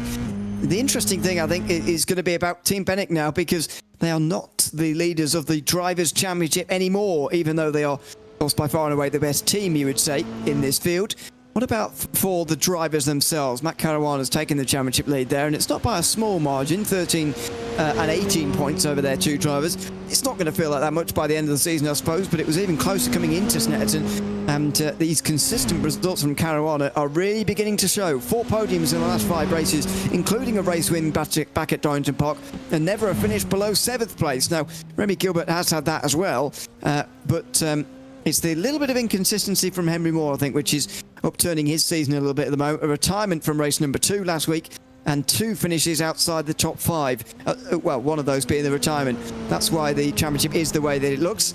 We'll see whether this continues or changes with tonight's races at Oulton Park. Yeah, I think for Henry Moore, obviously, it's just that retirement, really, that was the big problem. I mean, it wasn't really his fault. He got absolutely sent into the barrier, but you lose so many points in his championship when you have that DNF. You know, he's got 3 wins on the season already. If he gets a win tonight, he will be the joint most victorious driver in this championship, you know, in history of the 4 seasons. So he's a very fast driver, but a retirement is so crucial. And this is what Graham Carroll did so well last season, is he knew where he could and could not lose points. We got 7.5 minutes to go in the qualifying session, and he is not looking overly happy with the first half of this lap. He has got the number 1 on his car though, and that is the all-important factor in terms of the results, obviously from last season. He's got Gogo Baldy, his teammate, so it's Jonathan Riley, who's missing out on the results today. Works his way up through Druids, and we'll obviously, let's finish this lap. Let's see what he can do at this point of the lap. It's so fast through here. 4th gear corner, send it in there through Druids, coming down in towards the final corner, and just got to pick your braking zone, undulating towards that point of the track. Find your apex, get back on the gas. 3rd gear as you work away up through Dearly, 4th, 5th, and across the line. What is the lap time? What is the benchmark going to be? It's a 33.0 that he sets right now, but we already get to Olashi. He's beating that up towards the front. That's a bit better for TC Esports, who struggled a bit the last couple of rounds, but so far, any quicker drivers? Yes, Remy Gilbert jumping to the front. Yeah, no surprise there that Remy Gilbert moves to the front. We'll see what Henry Moore can do in a moment as well, unless that first time is not going to come through from him. It's not going to be representative from Danny Moreno, who was slowing there towards the final corner, looking for a good exit rather than a good lap here and a good second time round, although even that is only a couple of seconds away from Remy Gilbert at the top of the standings. Not a bad lap time, but it was not a proper one from Moreno. He already had an off-track by the looks of it through there, but yeah, good to see Graham Carroll back, as you say, but classic esports driver there, wasn't it? Nothing wrong really with that chicane, but still a shake of the head, and that wasn't very good, because they are such perfectionists. Well, he's almost 2/10 off the pole, so it clearly was a bad lap. I guess, as you say, perfectionist though. Every little micro slide is so important in this championship. As we see Danny Moreno here with his headband. Was he just lifted off there a little bit as well? Maybe not quite happy with how this qualifying is going. It runs wide there a little bit, so might be, yeah, definitely not happy with that one, as he needs to try and calm down and get back towards the front. We've got Connor up there, up in 4th place. That's a bit better for Alpine as well. So we're seeing a few different drivers. We've got Herman, we've got Smith up there. So maybe this is going to be a little bit of a race where some other drivers are going to be able to get themselves towards the front. We do have over 30 drivers out there, and it's going to be a big battle. Henry Moore goes up into 2nd. And look at the teammates again, Gilbert and Moore, 1 and 2.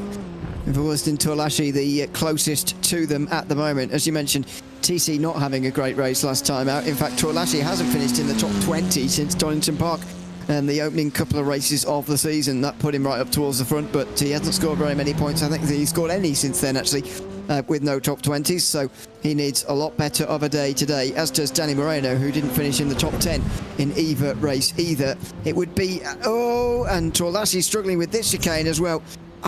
Maybe I'm making excuses for them, but I do feel like at a circuit round this, an all-British team do have a bit of an advantage over the rest. It's a proper British circuit, but then it is the British F4 Esports Championship. Of course, we go to Zandvoort in a few weeks' time, penultimate round of the season, a bit of an away trip, but the rest of that, this is a proper old-school circuit, almost Parkland circuit, and definitely not quite made for modern racing, but we still go here because it is so much fun and it is proper fast. As we see Gogo Baldi in the number 13, once again racing in the darkness as he does. He's even got a Ferrari steering wheel. Look at that. He is a proper committed to the team as he comes for another season. Of course, he was with Graham Carroll last season, the two teammates, as they went for the Constructors title with a 13 machine in towards the final corner. Currently sitting in 10th place, 4/10 off. What he's going to do is he comes up towards the line, so 3.5 minutes to go, enough time for another lap, and he comes across the line. Is going to be, that's a little bit off, as a 33.2, at least a little bit off in terms of pole position, I should say. He does jump up 1 place into 9th. And not a bad lap time, actually, all in all, but it's just so close that it doesn't actually get you very close to the current lead. Oh, Matt Caruana was beginning to wonder where he was. 3 minutes to go, and he gets in front of Gilbert and Moore. I really think, I said this at the end of last week's broadcast, we are really starting to see now a front three emerge for this championship, and I think it is the front three we currently see in this qualifying session. Interestingly, in championship order, also in this session. And don't forget about Leo Brown, though. Number 33 has a set competitive lap, 5 laps off, 5 seconds a lap off, I should say. But I think it might even be a top 4, but we'll have to see how that one unfolds over the course of the season. Leo Brown is, basically 30 points off. There's a bit of a gap behind him, another 20-odd points back to Danny Moreno. So the Drive Lounge, the sort of sister team as such of Bennett, definitely a lot of pace there. Let's see what he can do. It's a 10th of a second separating the top 3 drivers at this moment in time. 2 and a bit minutes to go. Henry Moore working his way through the final third of the lap, just nudging up against the grass as he worked his way in towards Jewett. Goes just onto the curb on the exit as well, going to the absolute limit in the number 77. Can he try and get his teammate for second, or even get Caruana and the Hymo Setups team for the pole position? Up towards the line it's going to be. Less than a 10th is what he needs for the pole. Can he get across the line? It's going to be a 32.8. That's a solid lap time from Henry Moore, and he is going to obviously just enjoy that 3rd position for now. But that's exactly what you said earlier. So close on the lap time, you don't even improve as Graham Carroll goes up into 4th. Yeah, you don't get any better position. He's 37 thousandths away now and only 9 thousandths behind his teammate in second, but still no extra places. That's how close it is. Danny Moreno might well get within a 10th of pole here as well. Or is he going to... No, he's not going to blow out the water. Certainly not. He's going to stay where he is, 33.1. That would have only been good enough for 9th, by the way. That's how close this is. Leo Brown still out there. Not sure he's got another lap left, but we'll see. Nathan Tighe coming through the final corner right now and up towards the line as well. See whether he can get within a second maybe of pole. No, he's going to stay pretty much where he is with that lap time as well in 25th position. There will, though, be plenty of drivers behind because 5 of them with no laps in at the moment, most due to qualifying bans. Yes, we've got McAuliffe, Shintani, Jasir, all with qualifying bans at the moment. Got a couple of reserve drivers going out there as well towards the back of the field. Wembley there, 26th place. Most drivers are in the pit lane though, so we've just got Strabel, who had an exclusion from qualifying last time.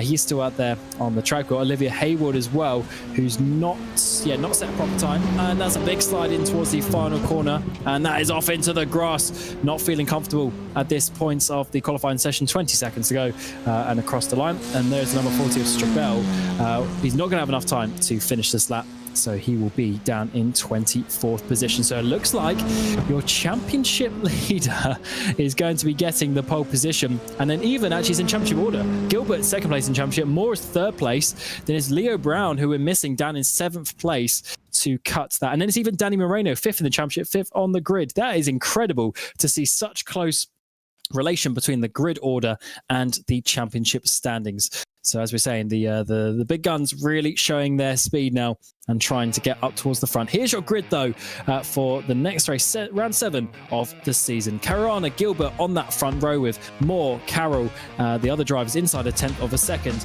Moreno and Tolashi, that's a bit better for TC Esports on the 3rd row. Brown and Chadwick will be on the 4th with Jupp and Espes inside your top 10. Janae and Herman will be inside the top 12. All of these drivers just about 3/10 off. Such a close qualifying session. Baldy and Corey Lane inside your top 14 with Murdoch and Smith. Then we've got Kirkapau and Connor Muir inside the top 18. And of course, a lot of drivers on this grid today.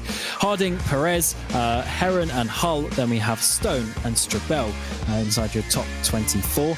And then we've got Tegi, we've got Wembley, Matthews, Shintani, Jasir, McAuliffe at the back. Obviously, all these drivers who at times have the exclusion for qualifying penalty. Then Hayward and Pasquale are at the back of the field as we get onto the grid for today's race here at Oulton Park, round 7 of the season. We are going to be halfway through the championship at the end of this evening. There's no drop rounds, so the points are going to matter. Henry Moore is going to be suffering after that retirement last time. He's 18 points off Matt Caruana. He's sitting behind him on the grid, and Ewan is going to be a big fight for these drivers. Yeah, it certainly is. I think for those front guys as well, we'll see very early on, I feel, whether it's going to be easy to overtake round here or easier than it normally is at Oulton Park because of the speed of these cars, or whether it could be very, very difficult indeed. I'm hoping it's going to be a little bit like the Formula 4 race we've just seen, But that feels unlikely. Let's see. 20 minutes on the clock. Matt Carolina, championship leader, is going to be taking us away from that pole position, and he goes already to the right-hand side to try and cover off from Remy Gilbert in that second place. We're single file down in towards the first corner. That's going to keep it very nice and clean, but is there going to be any moves in further behind? Up towards Dentons and Cascades. This is where some big sends can be had, and this is where some issues potentially for some drivers, but no, they get through cleanly, at least the first part of the field. Leo Brown sitting there in 7th place, can't get past Tolashi. He's going to try and work his way around the outside though, as we work our way up towards the island bend, backs out of that one as Graham Carroll has to defend from Moreno. Carroll was actually having to go at more, I think. There's a bit of both, probably. Attack and defence at the same time, but he didn't lose a place or gain one through turn 5, so stays in 4th position for the moment. Another very single file start, much like what we saw in the opening race of the Formula Fords as well. It is single file off the start, helping the field get through cleanly as Carroll now goes on the attack from Henry Moore. He feels the need to defend into Hislops. Didn't need to at the end, I don't think. Carroll can't get through. And of course, Carroll's fighting for points for, Scuderia Ferrari, but he is not fighting for the Drivers' Championship, and therefore he can kind of go for it a little bit. This is his old rival from last season that went down to the final couple of races between these two. Round the outside for Jewett, for the number 1 machine, trying to prove why he's got that on his car, despite not doing a full-time drive this season. But Danny Moreno is seeing that as an open opportunity to dive down the inside in towards Lodge. Carroll has to defend that one, come to the inside. Leo Brown in the background, though, finally dives it down the inside of Tolashi and might be able to make it stick as we work our way up the start-finish straight. He's side by side in towards the first corner. The 33s used to being fighting up towards the podiums. A little bit disappointing qualifying, but he's already got 1 place back. Well, absolutely. There goes through turn 1, Brown and Tolashi really close to one another. And Tolashi's looking for, again, half attack, half defence from Will Chadwick, who's just in behind him at the moment. Through turn 3, Chadwick is going to try and get into the inside at 4, maybe. But I don't think he's going to be quite close enough. A look, and maybe a move. No, Tolashi has to give the room anyway, but can't manage it. Again, it seems like it is a little bit more difficult to overtake than it was in the Formula Fords, but by no means impossible, not just yet anyway. Yeah, they might be Formula 4s, there's 3 formulas above them, let's say, but they are so super fast, a lot of downforce, and for a little track like this, there's a lot going on out there. Here we are, high by EMM. Chadwick in the number 88 as he works his way down in towards Hislops. He's probably the fastest, most unlucky driver in this championship over the last couple of years. I believe he won this race on the road and then lost it in terms of a penalty last year as well, and got taken out after a big incident back at Snetterton as well, after being in a good position batting up towards the front. He has the pace. Let's see what he can do today. 17 minutes remain in this, and he's just a little bit off as he is. Genet dropping down the 188 car, and he's losing so many places. He must have gone off towards Jewett or somewhere like that, out of one of the chicanes. But unfortunately, he's dropping down and he's going to be at the back of the field. Yeah, absolutely. As Caruana, Gilbert continue to stretch their lead. Gilbert continues to apply the pressure indeed, but how likely is it he's actually going to be able to make an overtake over Matt Caruana? That could be the key here, because the championship leader, the current championship leader, is currently leading this race as well. And that will be of concern to Gilbert. There's some physical battling there, and with 3 wide coming off of turn 3, back in the pack. Yeah, that's one of the Archie cars at 31 with 3 wide almost in towards Island Bend. That is not what you want to see at all. That was Joe Hull. He's got Perez trying to go around the outside. In the background, we've got Connor Muir as well. And then Shintani is the blue machine on his outside. So that, Shintani's still there. Up in towards Britons. Who is going to back out? It looks like he's not going to be the Japanese driver. They go over the curbs. Shintani finally has to back out. He's got a teammate, sister teammate there, coming around the outside. That is Beckham Jasir from his exclusion from qualifying penalty, as he will try and get his teammate there, and he certainly does, as there's Ollie Stone as well. He's still got the boxes in the background, by the way. He's had them there on the webcam from last season as well. Definitely packed up and ready to go when he is ready. Jasir around the outside up through Watertown. That is going to be a big move on Connor Muir if he can make it stick. Up the inside, backs out of that one though, because this is not really a place to make an overtake.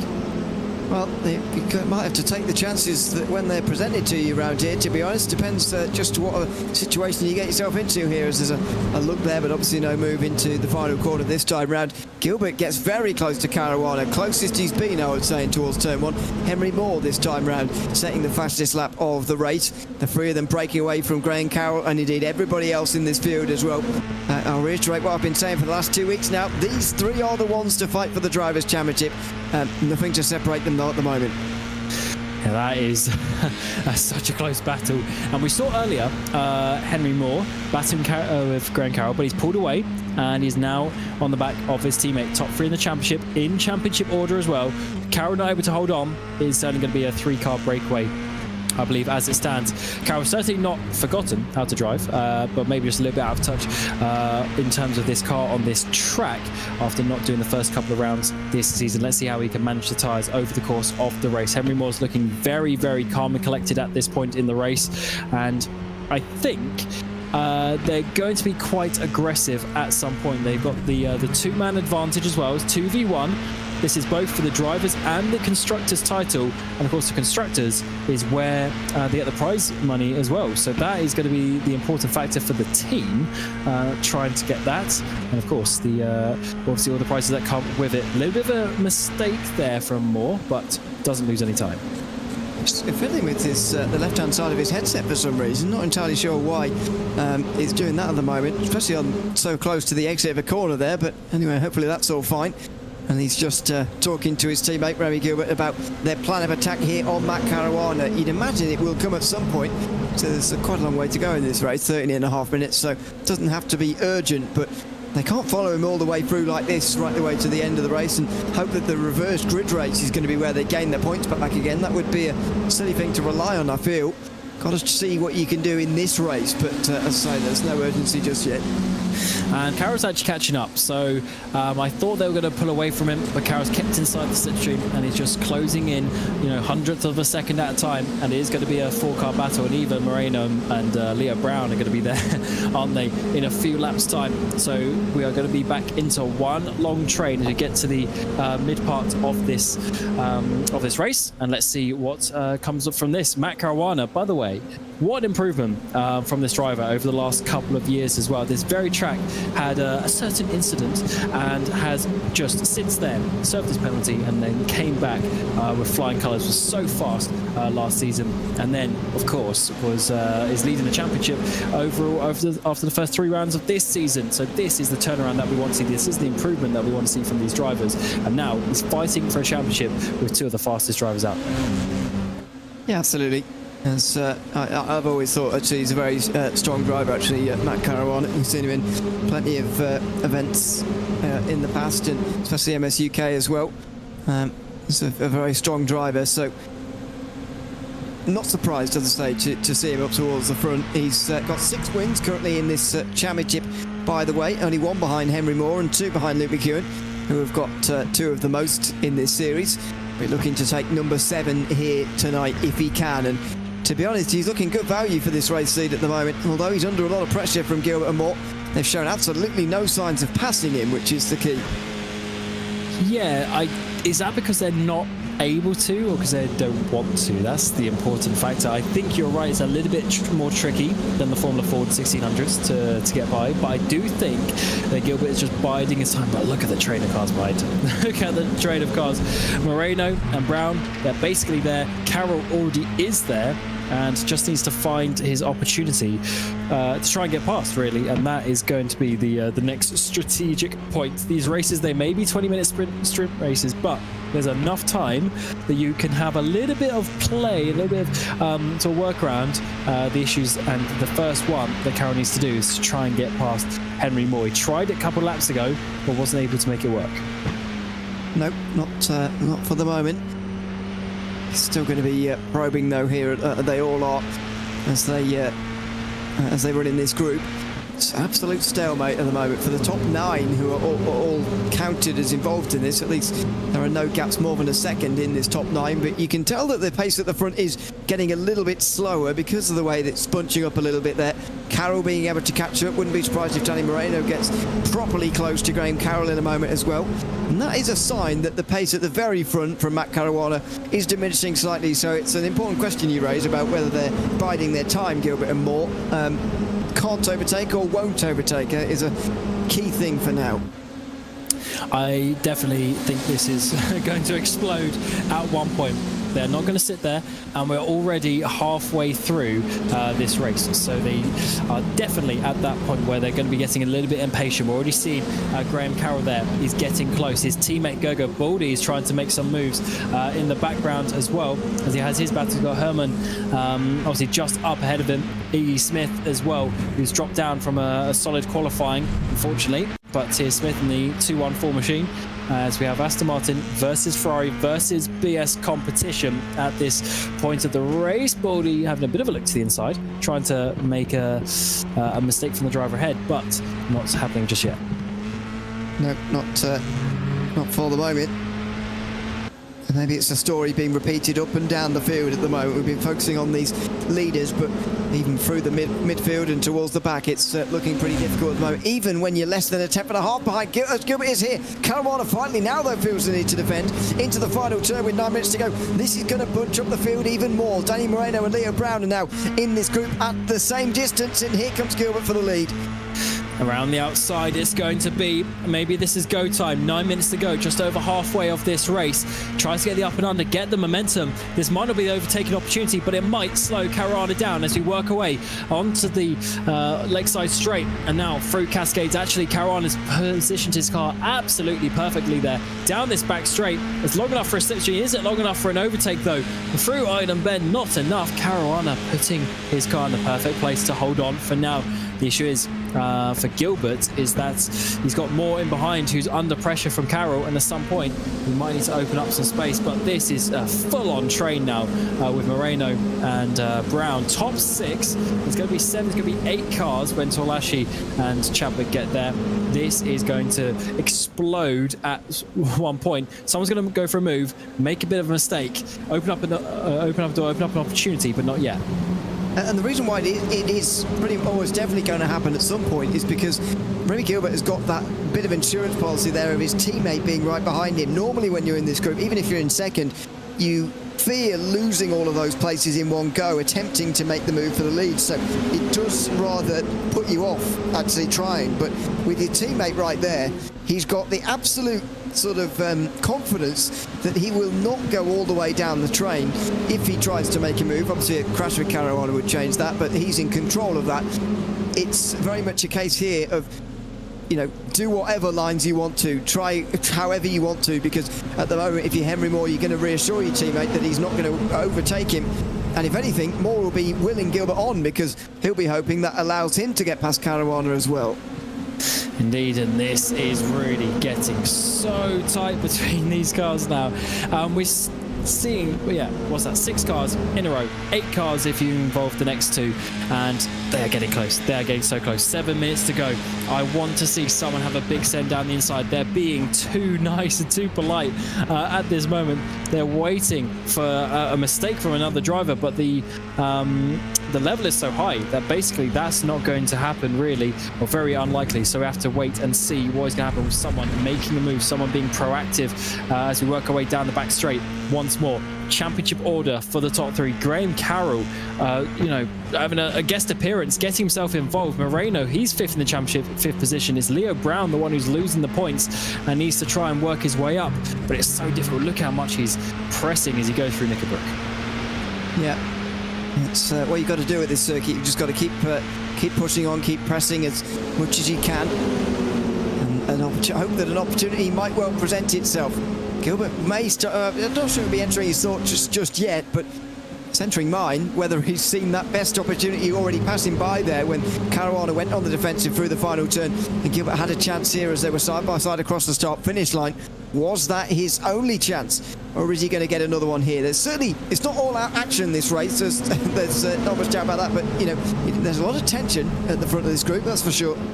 And the reason why is because they are all basically identical on lap times. There's nowhere for them to go. The top 5 doing within half a tenth of a second the exact same lap times. The consistency and the lack of mistakes from these guys is just incredible. The level of driving that we're seeing here for them to be able to do this.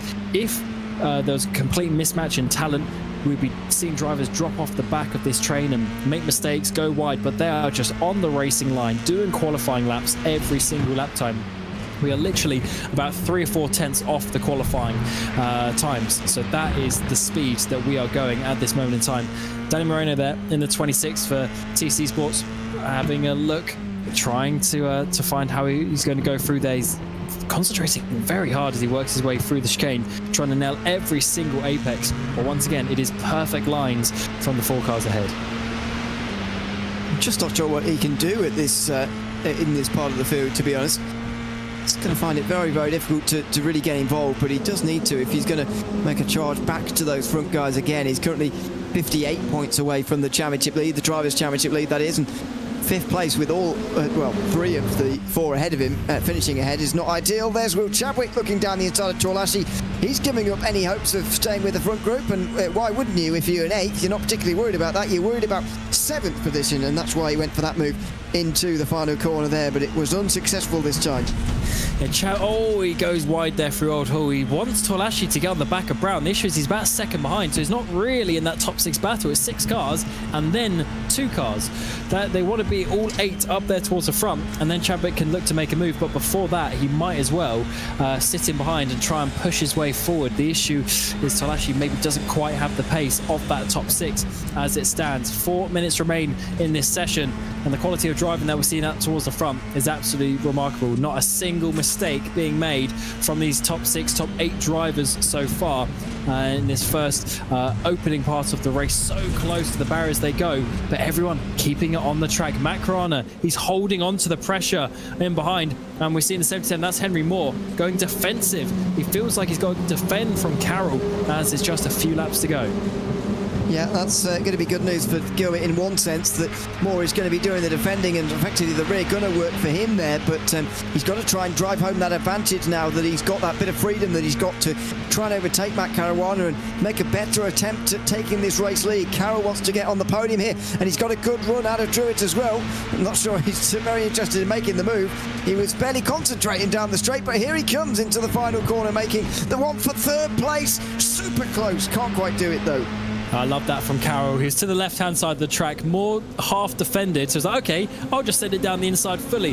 That has opened up a door for the top 2, and also a door for and some position for Carroll to send a dive into. The issue is when everyone's bumper to bumper, there's not actually physically space for you to dive down the inside because you're going to hit the next car up ahead in the train. About 2.5 minutes to go now. Is Gilbert going to make a move? Oh, a bit of a wiggle there in the background from Torlashi. He saves it, gathers it up, but that's losing more time. So Chadwick won't be a factor in this top 6 battle either as we come in towards the final couple of laps of the race. It looks like Moore's caught up that battle already with the slipstream and Remy Gilbert there. I mean, he never looks phased, to be honest, during the race, but he certainly does look very comfortable at this moment in time. Maybe just accepting the fact it's going to be a difficult move if there is one. No, it always looks like his TV monitor's too high and he's looking upwards. But anyway, it's just his style. I'm not taking the mic. He's trying to overtake Matt Caruana for the moment and has been probing, but my goodness, it looks difficult at the moment when you've got somebody as quick as Caruana out front. You can see in his face, you know, where am I going to actually make this move? Is it going to have to come down to the final lap and the final corner, and how much is he willing to risk in trying to make this work? I mean, he's been super close time and again. Is there going to be one chance? Caruana's slightly wider than he needs to be there through Druitt, and he does feel the need to defend. Here comes Gilbert, left and right. He can't make it down the inside. He'll have to be outside. Does he get the space there? He will just about. There's loads of gravel on the circuit, though. That wasn't helpful, and he now loses momentum. Certainly does. Final lap time comes out, and this makes you wonder how the reverse grid is going to go, because surely pace difference at that point. Big set down the inside from Carroll though. Henry Moore, side by side they go. Moore's off the track, cuts in just, makes a tiny bit of contact with the front wing of the Ferrari, but Carroll is not going to give this one up, is he? He's going to do the up and under, get the momentum down this back straight, but is there going to be a move? We haven't seen any so far inside the top 6, top 8 even, since that first lap, but is there going to finally be a move on the final one? It's getting close down towards Shell Oils. Big send time, but none being made. Yeah, not this time. Moore has just got to focus on keeping third. Forget about first or second. Unless they crash, he's not going to win this race. So all he can do now is focus on defending from Graham Carroll. Not into the first chicane. Carroll on slightly wide though. Has Gilbert got the run? He's not that far away. Can he at least force him to defend into this final chicane? He's got to go for it if he wants to get those points. Of course, there's that extra points gap as well for a win to second place. So this is even more important. Fastest lap at the moment going to Henry Moore. That's an extra point for him. But Caruana, I cannot stress this enough. The pressure that he's under, and he's putting the car where he needs to, has not made a single mistake up towards the front. This is incredible driving from the number 15. As in the background, Moore is defending for his life from Graham Carroll, who's trying to get the run, try and lose some momentum. In towards the final corner though. Is there going to be one final move? It's a big defensive line from Caruana. He slightly chops off Gilbert there. So what positioning race here from Caruana, who's going to come across the line, and he's going to take the victory here. The first race of the evening for the British F4 Esports Championship. Third place is going to go to Henry Moore. He holds on to Graham Carroll in the end, but in behind Moreno, Brown, Tolashi, Chadwick, they all have to remain in their positions as they were from the start of the race. But what a tense bit of action out there as all the other drivers come across the line, and Matt Caruana, the championship leader, takes victory in that number 15. It was certainly not a side-by-side race, but just showing you the level of competition that we have here. They're just on the exact same pace. So difficult to make an overtake. Yeah, it really is. And again, that circuit as well, the Oulton Park circuit, not helping that situation in terms of overtaking as well, does make it a little bit easier, unfortunately for us, when we would have liked to see a bit of a race-leading battle. However, we will get one in race 2 because there's a big reverse grid. It's going to be as big as the top 10 as well. That is incredible. I can't wait to see these top 10 drivers. So Connor Jupp will be leading, but all these fast drivers are going to be in behind, trying to find and push their way to the front. After 13 laps, Henry Moore got the fastest lap, but it's Matt Caruana for Hymo setups by EMM who got the victories. The two Bennett boys, Gilbert and Moore, in behind. And then we have the Scuderia Ferrari, Graham Carroll on his reserve drive appearance in 4th place. Moreno will be in 5th, Leo Brown, Tolashi, Chadwick, the top 8 there who never really were able to make any moves. Then Espes and Jupp, the top 10, who will be reverse grid pole. Murdoch and Herman, the two BS boys, just outside the top 10, with Smith, Bowdy, Genet, who had a few issues but managed to get there in P15 in the end. Heron, Harding, Jasir, Shintani and McAuliffe from the back up into P20. Final drivers on the lead lap were Stone, Matthews, Di Pasquale, Hull, and then Perez. And then some drivers having some issues. We've got Tagi, we've got Wembley, Muir, Hayward, and Kirkpaw in your top 30. And then, of course, a few drivers at the back of the field having some further issues with Elaine and Strabel. But, of course, we will get a word with some of these drivers and try and find out their thoughts from this opening race of the evening. First of all, we'll bring in Matt Caruana, the number 15 machine, getting victory tonight. That is certainly an important one for the championship. The top 3 there were also in championship order, so that's some really nice points gained. Just how did you hold on to that pressure? Yeah, well, obviously it's a good track to be in the lead for, so quite good to get the quali lap that I did. And from there, I'm just on the white line the whole race pretty much, defending, and the only place really is the last corner, so it's going to be a lot more difficult now in race 2, but just going to stay out of trouble. Yeah, it was certainly very difficult. Obviously, as you're saying, qualifying is very important. Take us back to that qualifying session. Would you say you absolutely nailed that lap because it was so close between you and the other drivers? Yeah, I won't say it was nailed, but the chicane was definitely what got the lap for me. I did a good first chicane, and then the rest of the lap was pretty good as well, just maybe a few sectors, so yeah. Absolutely. And then working towards the next race, unfortunately, it's reverse 10 positions. So you're going to have Connor Jupp leading the way. You're going to have there's basically a train of 8 cars there at the front. You're going to be all flipped. Then you're going to have Jupp and your Espes on that front row. What do you think you can do? Because if it was the same as what we saw this race, not many overtakes to be had. Yeah, I mean, to be honest, if I can just finish where I start, then that'll probably be good. I've got a decent lead now, so as long as I don't shunt, get killed or anything like that, I'll be happy. Yeah, absolutely. And how are you enjoying this track overall in terms of the actual driving, as much as it's difficult to overtake? It is a great fun track to drive this F4 car around. Yeah, no, it is really good. The chicanes are quite fun to just like absolutely jump over. But yeah, no, I'm enjoying it with the new scan and everything. And yeah, it's good. Absolutely. So yeah, good luck for race number 2. Cheers, thank you. And then we will bring in Remy Gilbert's second place finish, of course, second on the grid as well. So in terms of, on paper, not necessarily the most exciting race for you. However, Remy, you put everything to try and get that move. Do you think it was there somewhere, that overtake on Matt? Wow. I mean, it's pretty difficult to overtake around here. I think the only sort of move that is possible to work is at the last corner. But yeah, Matt defended pretty well the inside there every time, so I couldn't really go for a lunge. But yeah, second, still decent points for the championship. I think it's just for the second race, it's just going to be trying to stay out of trouble with the reverse grid. So yeah. It's certainly a tough one around here, but your pace and obviously your teammates' pace as well, Henry, looking very good once again. So I guess you could say you had good prep for this race then. Yeah. I mean, although I qualified second, I mean, I did it on lap 1, so there was still a lot of time in it. So I mean, it should have been pole, but yeah, I mean, a lot of prep goes into these races with me, Henry, Leo, and Kieran putting all the work in. So yeah, I think our results over the season have sort of shown that progress and time on the sim. Absolutely. And do you think there's anything you can do to get a podium, or are you just going to be taking it nice and calm? You're going to be in 9th position on the grid with some fast drivers ahead of you. Well, podium maybe. I hope so, but yeah, I think first few laps try and stay away from damage or don't go for any risky maneuvers. But yeah, I think it's going to be a case of just trying to stay out of trouble and just pick people off one by one, just wait for things to happen in front. But I've got Henry in front of me to work with, so let's just see how we do. Yeah, good stuff. Well, good luck for the second race, and maybe we'll speak to you again. Cheers.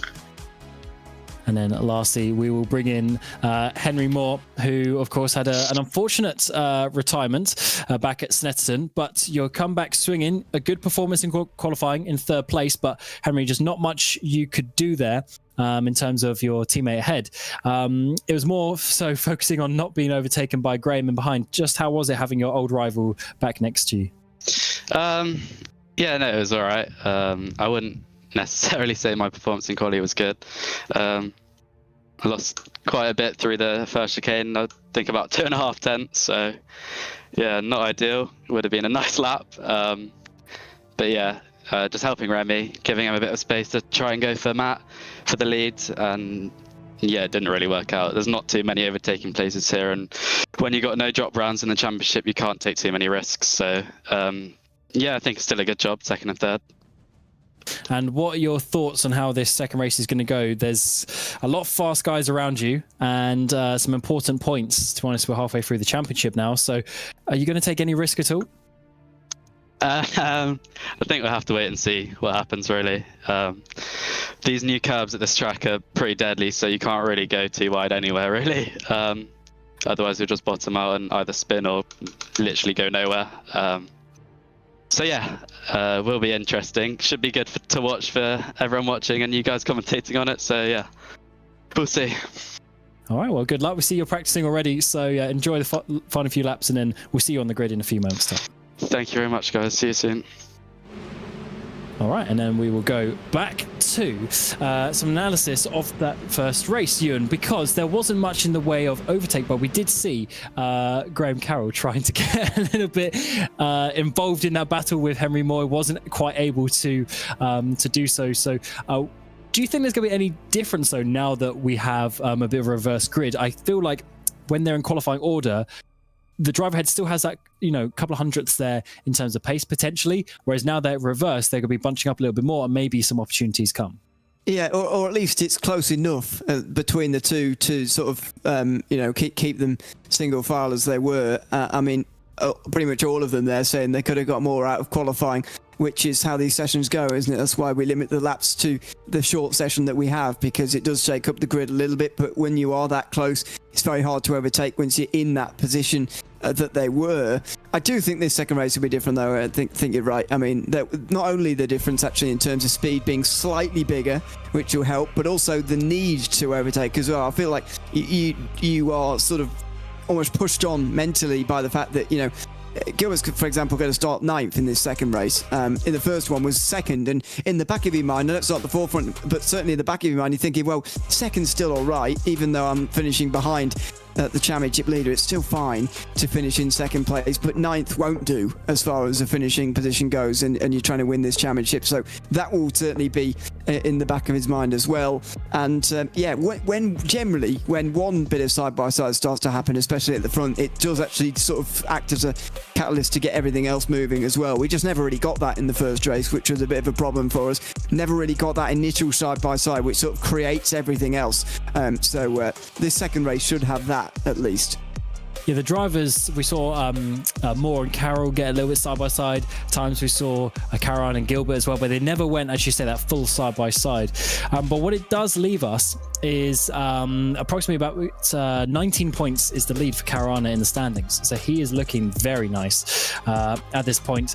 But then the important one for Henry Moore is he's now 28 points behind Caruana. So he really does need to get some points. He's got that retirement, no drop rounds, as he was mentioning. So he's got to get those points back on the road. And if you still finish behind Caruana 2 races in a row tonight, is a net loss. And at the end of the day, it may not be a successful evening for him.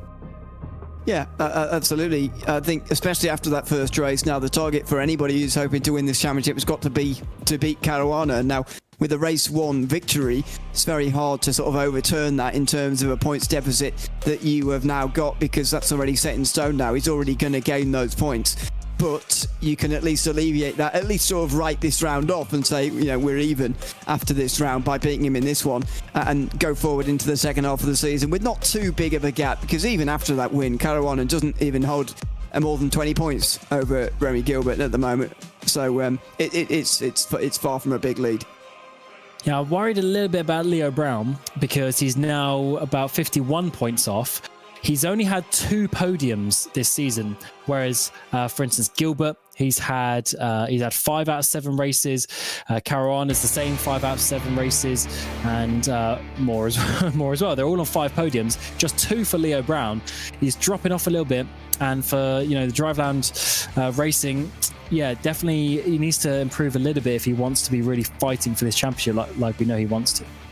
Yeah, I think, consistency is all well and good, but when your rivals' drivers are actually consistent and ahead of you quite often, it's very difficult to overcome. So he's not all lost by any means. We've seen this championship in years gone past won by more than 50 odd points, so it's very possible he could win that back, although of course on those years you have a whole 8 rounds to gain those points. At the moment, at the end of this one, only 4 more to go, because this season is done by the end of November, which is not that far away now. So they've got to get on with gaining points. Whoever is going to be attempting to do that over the course of the next few weeks, got to get on with it, because otherwise you're going to see that gap get too large by the final races, and then you'll be in the situation where so-and-so needs to only finish in whatever to finish ahead of me, even if I win all the races from now, which is a place you don't want to be in, and it can often creep up on you quicker than you think. So you've got to keep those points gaps in check. But I think the one I'd be really interested in watching here is the gap with Henry Moore in this one.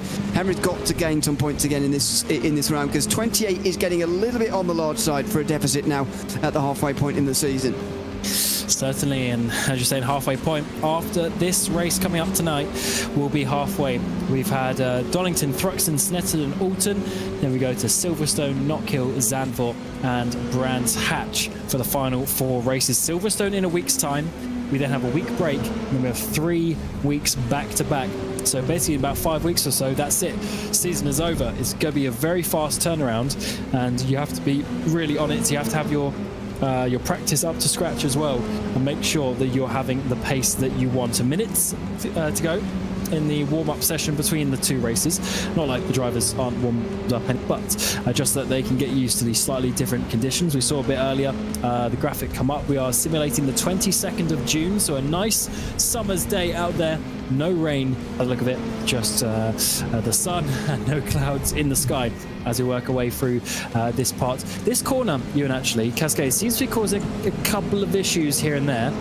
I just wonder if all of the drivers will get through in single file like they have done in the previous race. Yeah, I do wonder about that as well. I think it's unlikely in the second race because, well, maybe it is. I mean, there's two schools of thoughts on that. Again, looking at the previous series, the Formula Fords didn't do it in the second race, whereas they did in the first. Because there's more opportunities to make up and a big chance to win a race for somebody who's near that top 10 but not actually on the pole in this second race. But also they didn't actually change around very much in terms of positions in race number 1, so actually there's not any of those big name drivers who actually towards the back end of the top 10 who will really feel, if I make up these couple of places really early in this race, I can definitely win this. So it's different in that sense as well. We'll wait and see how they deal with it. But I've got to say, I used to live in this part of the world. It didn't look like this very often when I was there. So enjoy the conditions while we've got them. 38 degrees is quite warm. It shouldn't be a problem in 20 minutes, thankfully, for these tyres.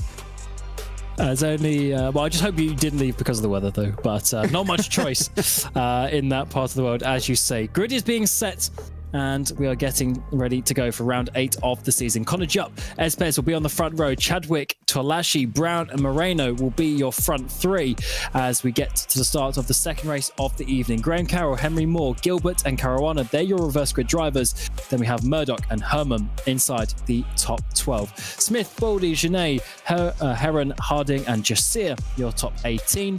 And of course, a lot of drivers on this grid. Shintani, McAuliffe, Stone, Matthews, Di Pasquale and Hull, your top 12 rows of the grid. Perez, Tage, Wembley, Muir, Hayward, Kirkpau, your top 30. And then the final few drivers of Elaine and Strabel starting at the back. 20 minutes on the clock, and we have some different drivers at the front. We've got Connor Jupp, the 35. We've got Espes in the 17. It's Alpine and Williams on the front row, and it's a great start from the 35, but everyone gets away single file once more. And actually, Leo Brown is going to be getting a very nice start in the background there in 5th place. It is Chadwick in 3rd place as we work our way through the first couple of corners. Once again, everyone single file looking nice. Any big sends though down in towards Cascade. It's going to be the 88 of Chadwick trying to get his front wing up the inside and goes side by side down the back straight. Yeah, he's into big danger now, though, Chadwick. You can see why he wants to gain places early as there's trouble very far back in the pack. It's Beckham Jasir, one of them, I think, who's gone off, but Chadwick in big trouble now. Here comes Tolashi on the inside through turn 5. It could be a freight train with Leo Brown next waiting in line. Is he going to let him get in? He just about, well, he has to let him get in as Chadwick looks to respond into the next chicane. No, he'll back out of it, so only one place lost in the end. It was Di Pasquale for Red Bull, who was the driver off. I think it was on the exit off Cascades. Up towards the front, though, as you say, Chadwick, he went for the move for second, but he's down into 4th place. We've got Moreno and Carroll going side by side. Moreno is just going to be on top of that battle in P6. So Carroll and Moore as well in behind. We look at the exit through Nicobar. Oh, big contact is made. That's a car being sent off to the left-hand side. That is Beckham Jasir, who's not having the day that he would have wanted, with Ryan McAuliffe involved in that one as well. That is big unfortunate contact because there was small contact but a big crash to end that one. Don't forget, Micallef got a qualifying ban at the start of today, so can't really afford big trouble like that to be his fault. He'll be hoping that the stewards adjudge that not to be his fault, otherwise he'll be landing himself in pretty big trouble again here, you would imagine, as the drivers come across the line for the first time. The top 10 are intact at least, with only one change for 3rd place between Tolashi and Chadwick, but Caruana and Gilbert were getting quite close to one another through turn 1 there. Gilbert defending from Caruana, who indeed has got alongside him on the way down the hill through Cascades. And wait for them at the bottom. There they are. And Caruana's going to get through. Oh, no, he's not. Sorry. Gilbert gets back through again. And here comes Will Murdoch, meantime, on the inside. Off by Caruana. Really close with the championship leader who's off in the grass. Oh, my word. He just gets away with it. That was so close to a big one there for Matt Caruana. What a save. That could be championship lead gone by the end of this race if he would have been that one. But big save. And this is the issue with the reverse grid. You get some other drivers not involved in the championship and they have absolutely free reign to go for it. And Caruana is still in that P10 of the reverse grid. So he needs to get as forward as he can. Otherwise he's got Murdoch, Smith, Herman, other drivers in behind trying to get that position off him because they see an opportunity to get some points tonight as well. We've got Jupp and Espes still leading at the front though, the same as they started, but it is Chadwick who's dropped a position. Tolashi up into third. TC Esports looking a lot stronger this round than they did back at Snetterton, and surely some moves will be done in this race when we have a slightly different order to what we had in that first race where we got the faster drivers pushing to the front. Yeah, we certainly will. But how far are they going to be able to get? Because so far, pretty much no progress has been made by a lot of these guys, because don't forget, the qualifying order didn't change very much in the race 1 finish order, and therefore the gaps between the actual battles themselves are quite small again. So even though this is between 6th and 7th now, it's just the same gap as it was in qualifying between Moreno and Carroll, who are still evenly matched enough for this not to be a fight at the moment. While Caruana versus Connor Jupp might be a different story, it's a long time since we get to those sorts of differences in terms of actual speed, so this could go on for quite a while again until we get that one moment that sets it all off. And look, they're always pushing each other. This is bunched up that little bit more because there's a slight pace difference. Oh, Brown is going off to the left-hand side. That's going to allow Moreno to come through. That is the first move. Big set up the inside from Brown as he tries to regain the position, but no. So that is the first one done. And let's see if there's going to be any sort of repercussions from this. Everyone is stacked up in behind the number 26 as we come down the hill. Carroll's trying to make some moves as well. We've got Henry Moore trying to go around the outside of Carroll for a minute there. This is getting a little bit awkward as now, big contact is made. Carroll makes contact. That's Leo Brown being pushed off, and that is definitely going to be a championship gone if he's not able to hold on to it, but he does, but 4 cars get through.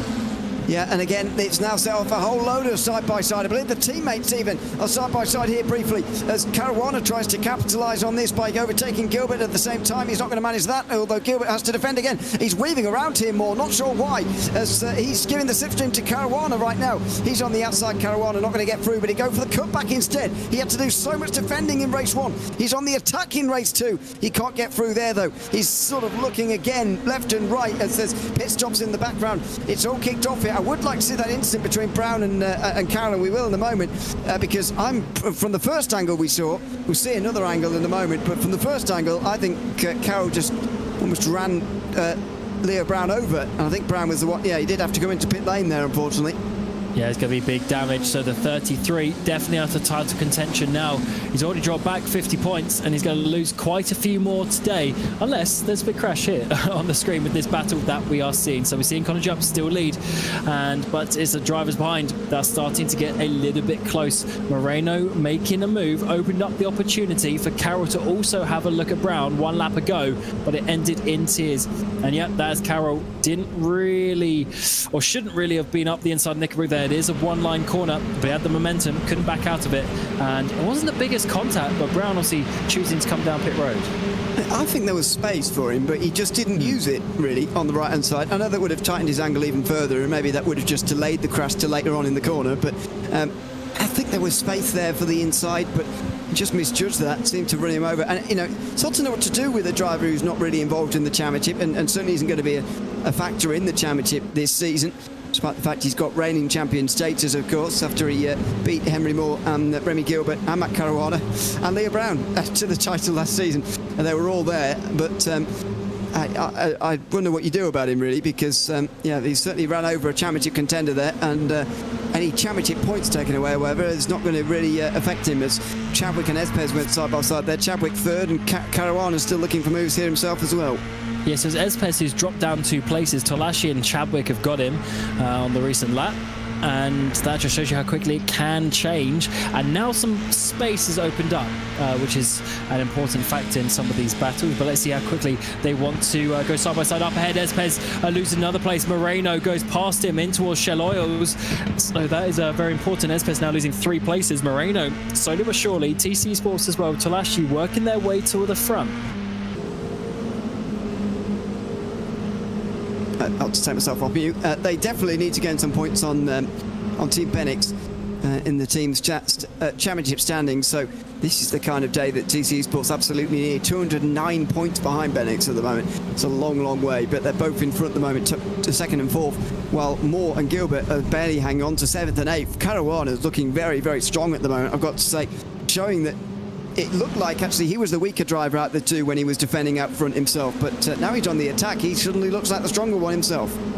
Yeah, this is going to be a very interesting race, I think, compared to what we saw last time. As Jump 35 defends to the inside from Tolashi. Tolashi for the 30, trying to get Tronus, his best result of the season so far, getting this win. Oh, that is not a good exit, though, from Jupp. We go side by side down towards Old Hall Corner. Can Tolashi make it stick on the outside line? It's going to be a tough one for that. He's going to have to back out and come back in. And yes, fourth position is the best from Tolashi so far. So this is going to be some good points for TC Sports, but he wants that win, as Chadwick is looking in behind as well. He's trying to sniff an opportunity to try and get a double move here. Big defense to the inside for Connor Jupp.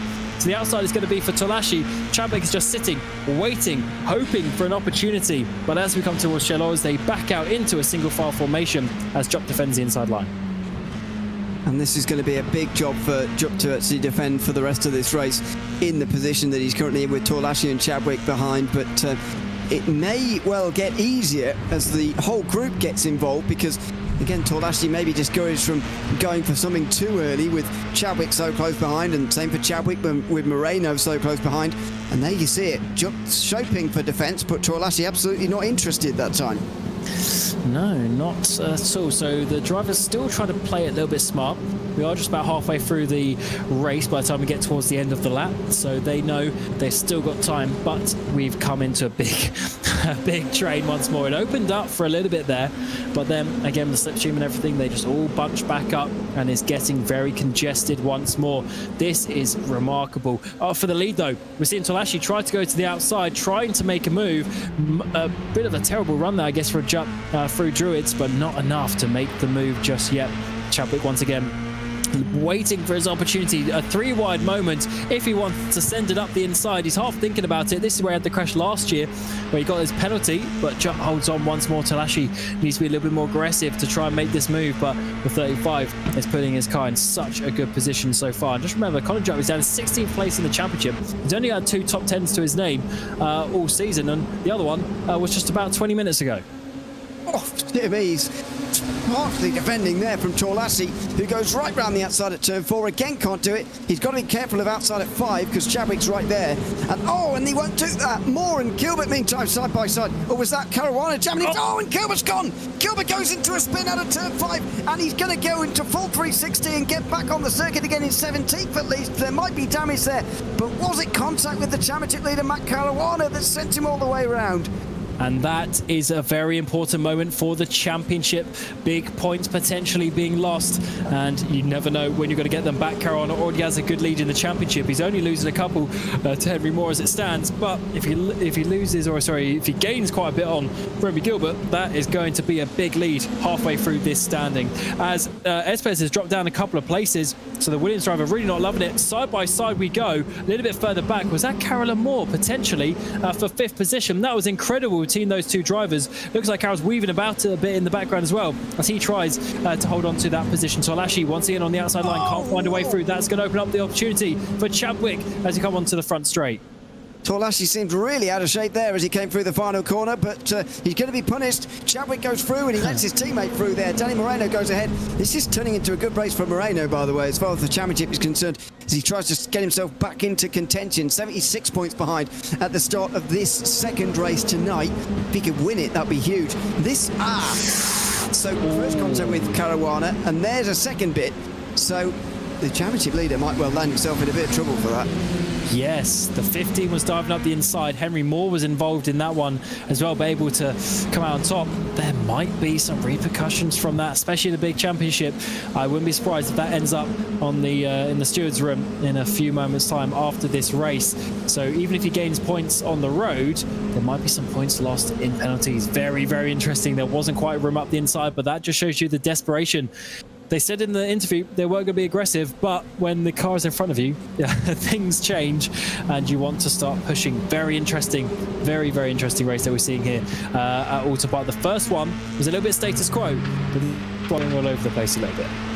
Yeah, it feels to me like we should have race 1 on circuits that are really easy to overtake on, and then race 2 on circuits that are really hard. Obviously, we can't do that in one evening, or we don't do that in one evening, but that's the way round I feel like it should be, because seeing these championship leaders having to really scrap their way through for just minor places, I find incredibly fun to watch, actually, but I guess for these championship leaders, it is very, very frustrating. We'll see how much further up the likes of Moore and Caruana can get to here. Moore has absolutely, I think, got to finish in front of Matt Caruana, though, in this race to try and get himself back into contention and salvage something for Team Benix, because that is a big moment, having Remy Gilbert so far down after that spin. The issue is it's just going to be a couple of points that he gains, and he's got to gain a lot. So that is going to be such a tough one for him. It's about 28 points that he is behind at this moment in time. As we've seen Chadwick and Moreno, I should say, go side by side in towards the island bend. Moreno trying to make a move. He's been sat there.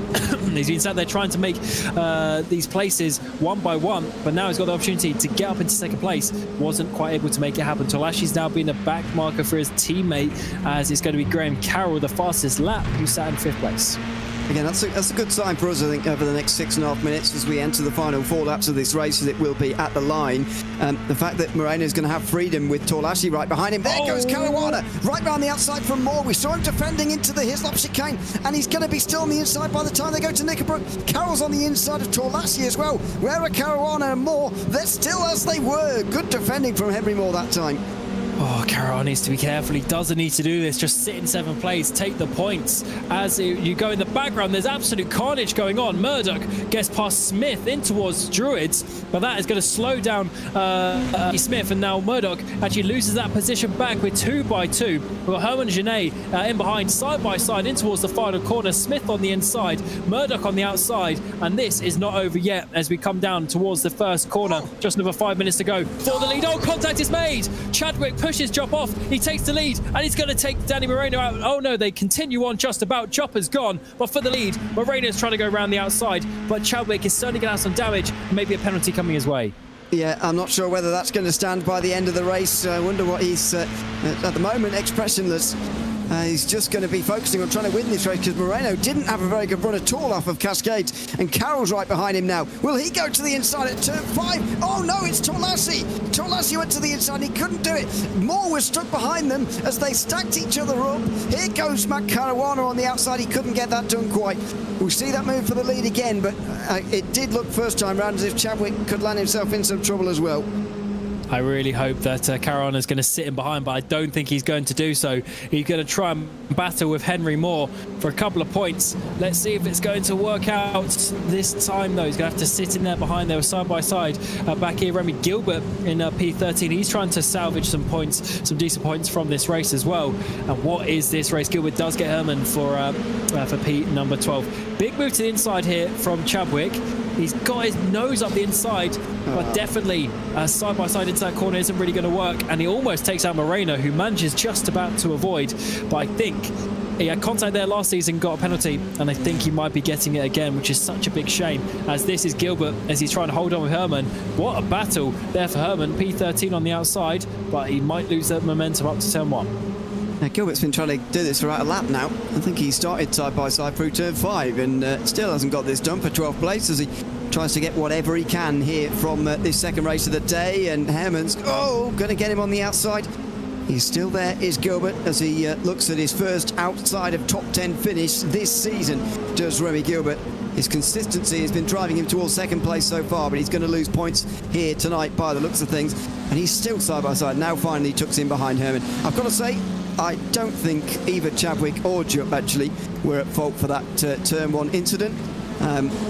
That's just, that's just my opinion anyway. I think they were both unlucky in that one. Obviously Jupp mostly because he's sent to the outside, but there wasn't even really contact, so I don't think Chadwick could be blamed for that one too much either, but let's see. Yeah, still pushing the limits of being that close up the inside, and yeah, definitely it's a tough one. It's a tough one to call, but that's why the stewards are there. And after the race, I'm sure they're going to have some fun today, especially in this second race. So 3 minutes to go. Chadwick leads on the road. Moreno in behind. He's got Carroll and Torlashi, then Henry Moore and Caruana. So top 6 battle, and we always see him in this championship to end up with about 6 or 7 drivers in a train are batting for the race win. They are stay close together so easily. Oh, Carroll, late move, pushes Moreno out of the way, and that is a big hip check. Talashi's going to come through. We're also seeing more in Caruana. Moreno's not going to be happy about that one either, so we're certainly seeing the pile of things stack up. Yeah, and Torlashi is going to come through to avenge his teammate now as well in 3rd position, so it's going to be an exciting battle now.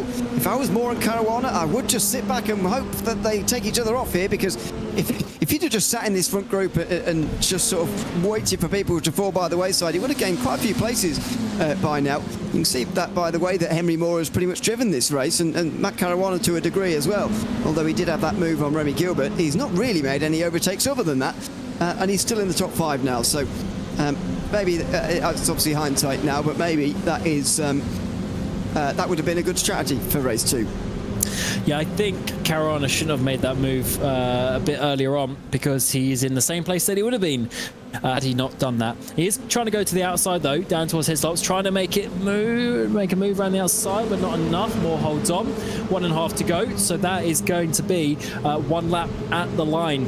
Final lap time coming your way. Chadwick is leading by Carroll. We're slightly starting to separate in this front group as well, so there might be slightly less opportunities to grab 3-4 positions at the end of this race, but it's been hard enough to get one. Chadwick coming up towards the final corner. He's got Carroll chasing him down. We know how aggressive Carroll has been today. We saw the move in this very corner on the last lap as Tolashi tries to regain that position, but not enough this time. 1 minute to go, final lap time.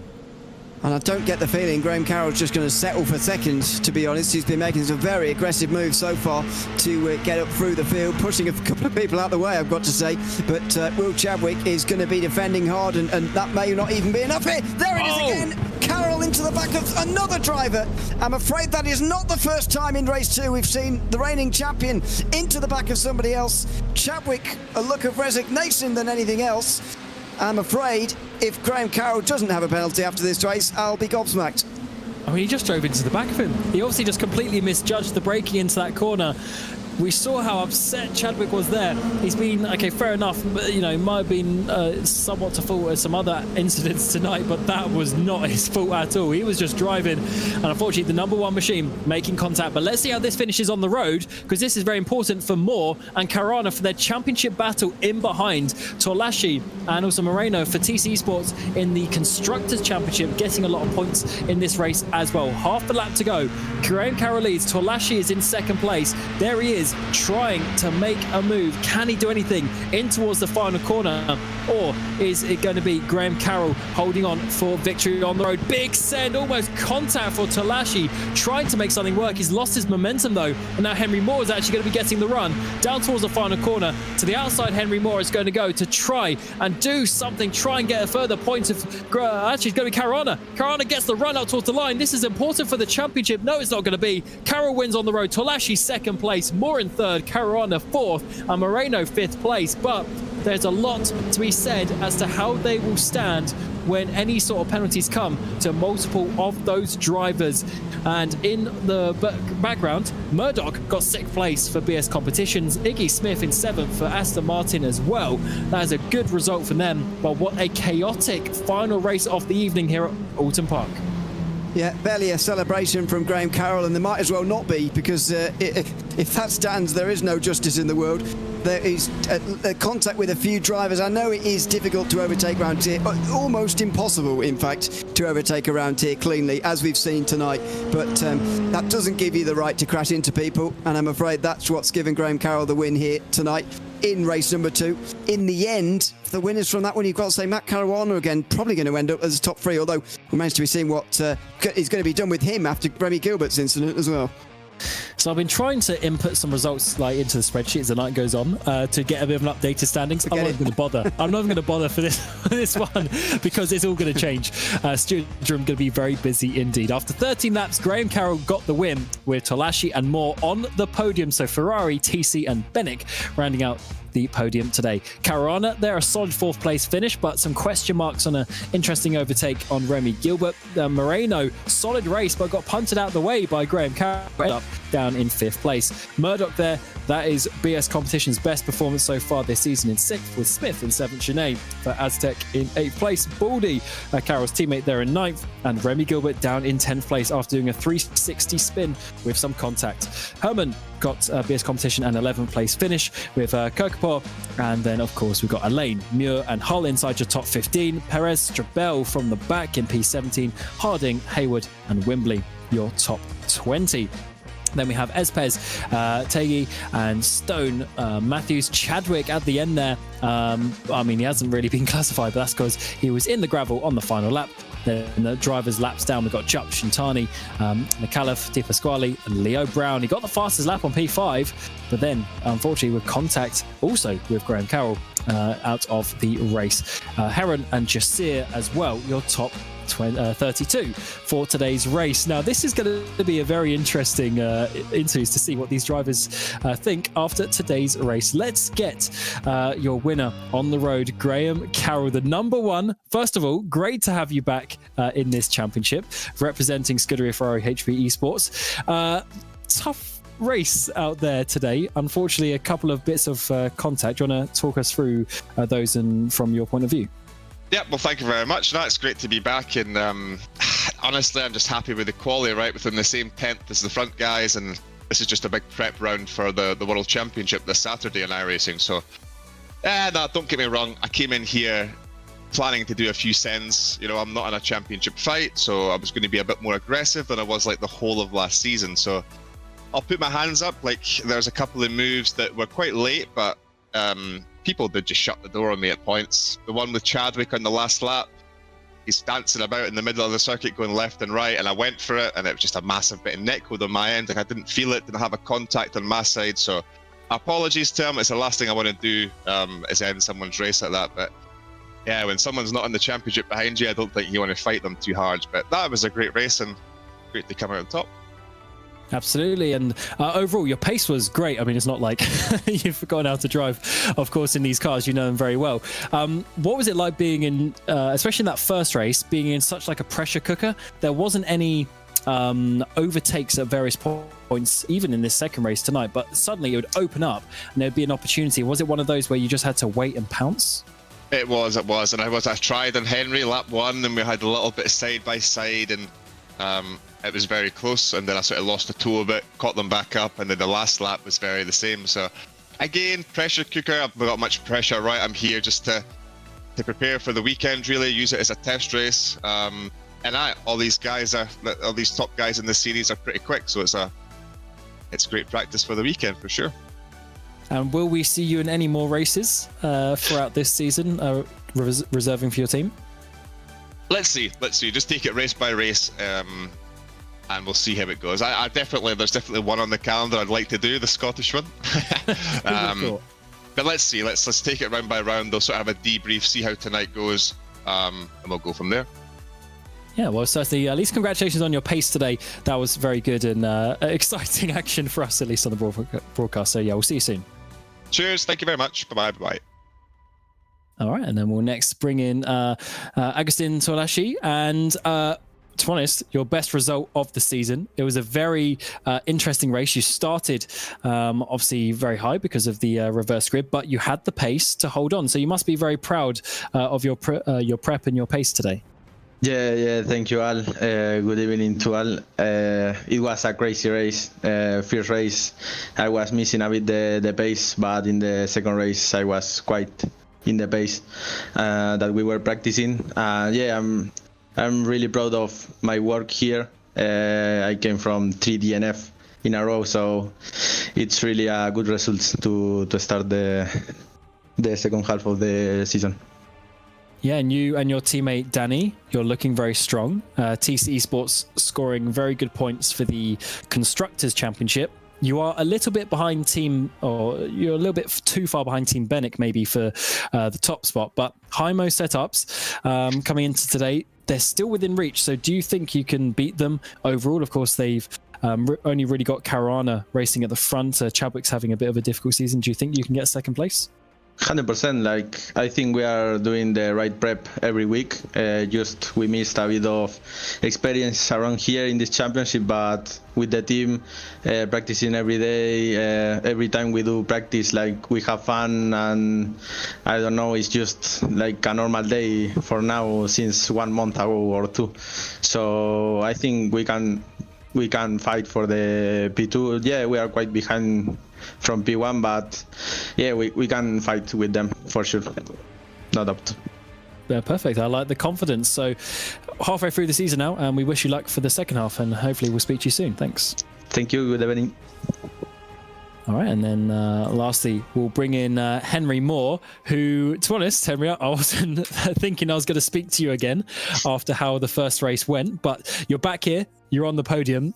Absolute carnage out there on the track. Just how was that race from your point of view? Well, to be fair, I was sat behind watching for most of it, so yeah, I got a good angle on a lot of the carnage unfolding. So yeah, I think it was, obviously Graham's not in the championship fight, so he just wanted to win on the road, I guess. So yeah, he sort of cleared the road for me a bit, and I just kept my nose clean, and yeah, managed to get a P3 somehow. Yeah, you had a few interesting battles with Matt, though. Thought he was going to sit him behind because, you know, for him, just a couple of points isn't going to make the biggest difference at the moment. But he went for it a couple of times. Obviously, made contact with Remy. How determined were you to keep him behind, or were you willing to, you know, avoid the risk for those couple of points? To be fair, it's not the end of the world if he comes through. I think after the round, we'll have to wait and see what the stewards say about some of this. Because yeah, I think there might be something there, but yeah, we'll have to wait and see. But yeah, when it happened, Remy sort of, I could see him coming in deep. I don't know how it happened. Obviously, I haven't watched the replay. So yeah, I managed to turn out of it in time. Left quite a lot of room, and I don't know what happened. I don't know how I survived, but yeah, interesting race for sure. And we move to Silverstone next. We go to the second half of the season. Generally, you know, strong track for you. What do you think you can do there? You know, if you, with your teammates, qualify up towards the front there, do you think it's a race that you can control, or is it going to be just a lot of what we saw today? Well, obviously, with it being so wide and so many long straights, it's going to be a lot of racing, a lot of tow. But yeah, as you say, if we manage to get all 4 of us up the front, should make it a bit easier. But you know, with Silverstone, you never really know. There's a lot of tow, especially in cars like this.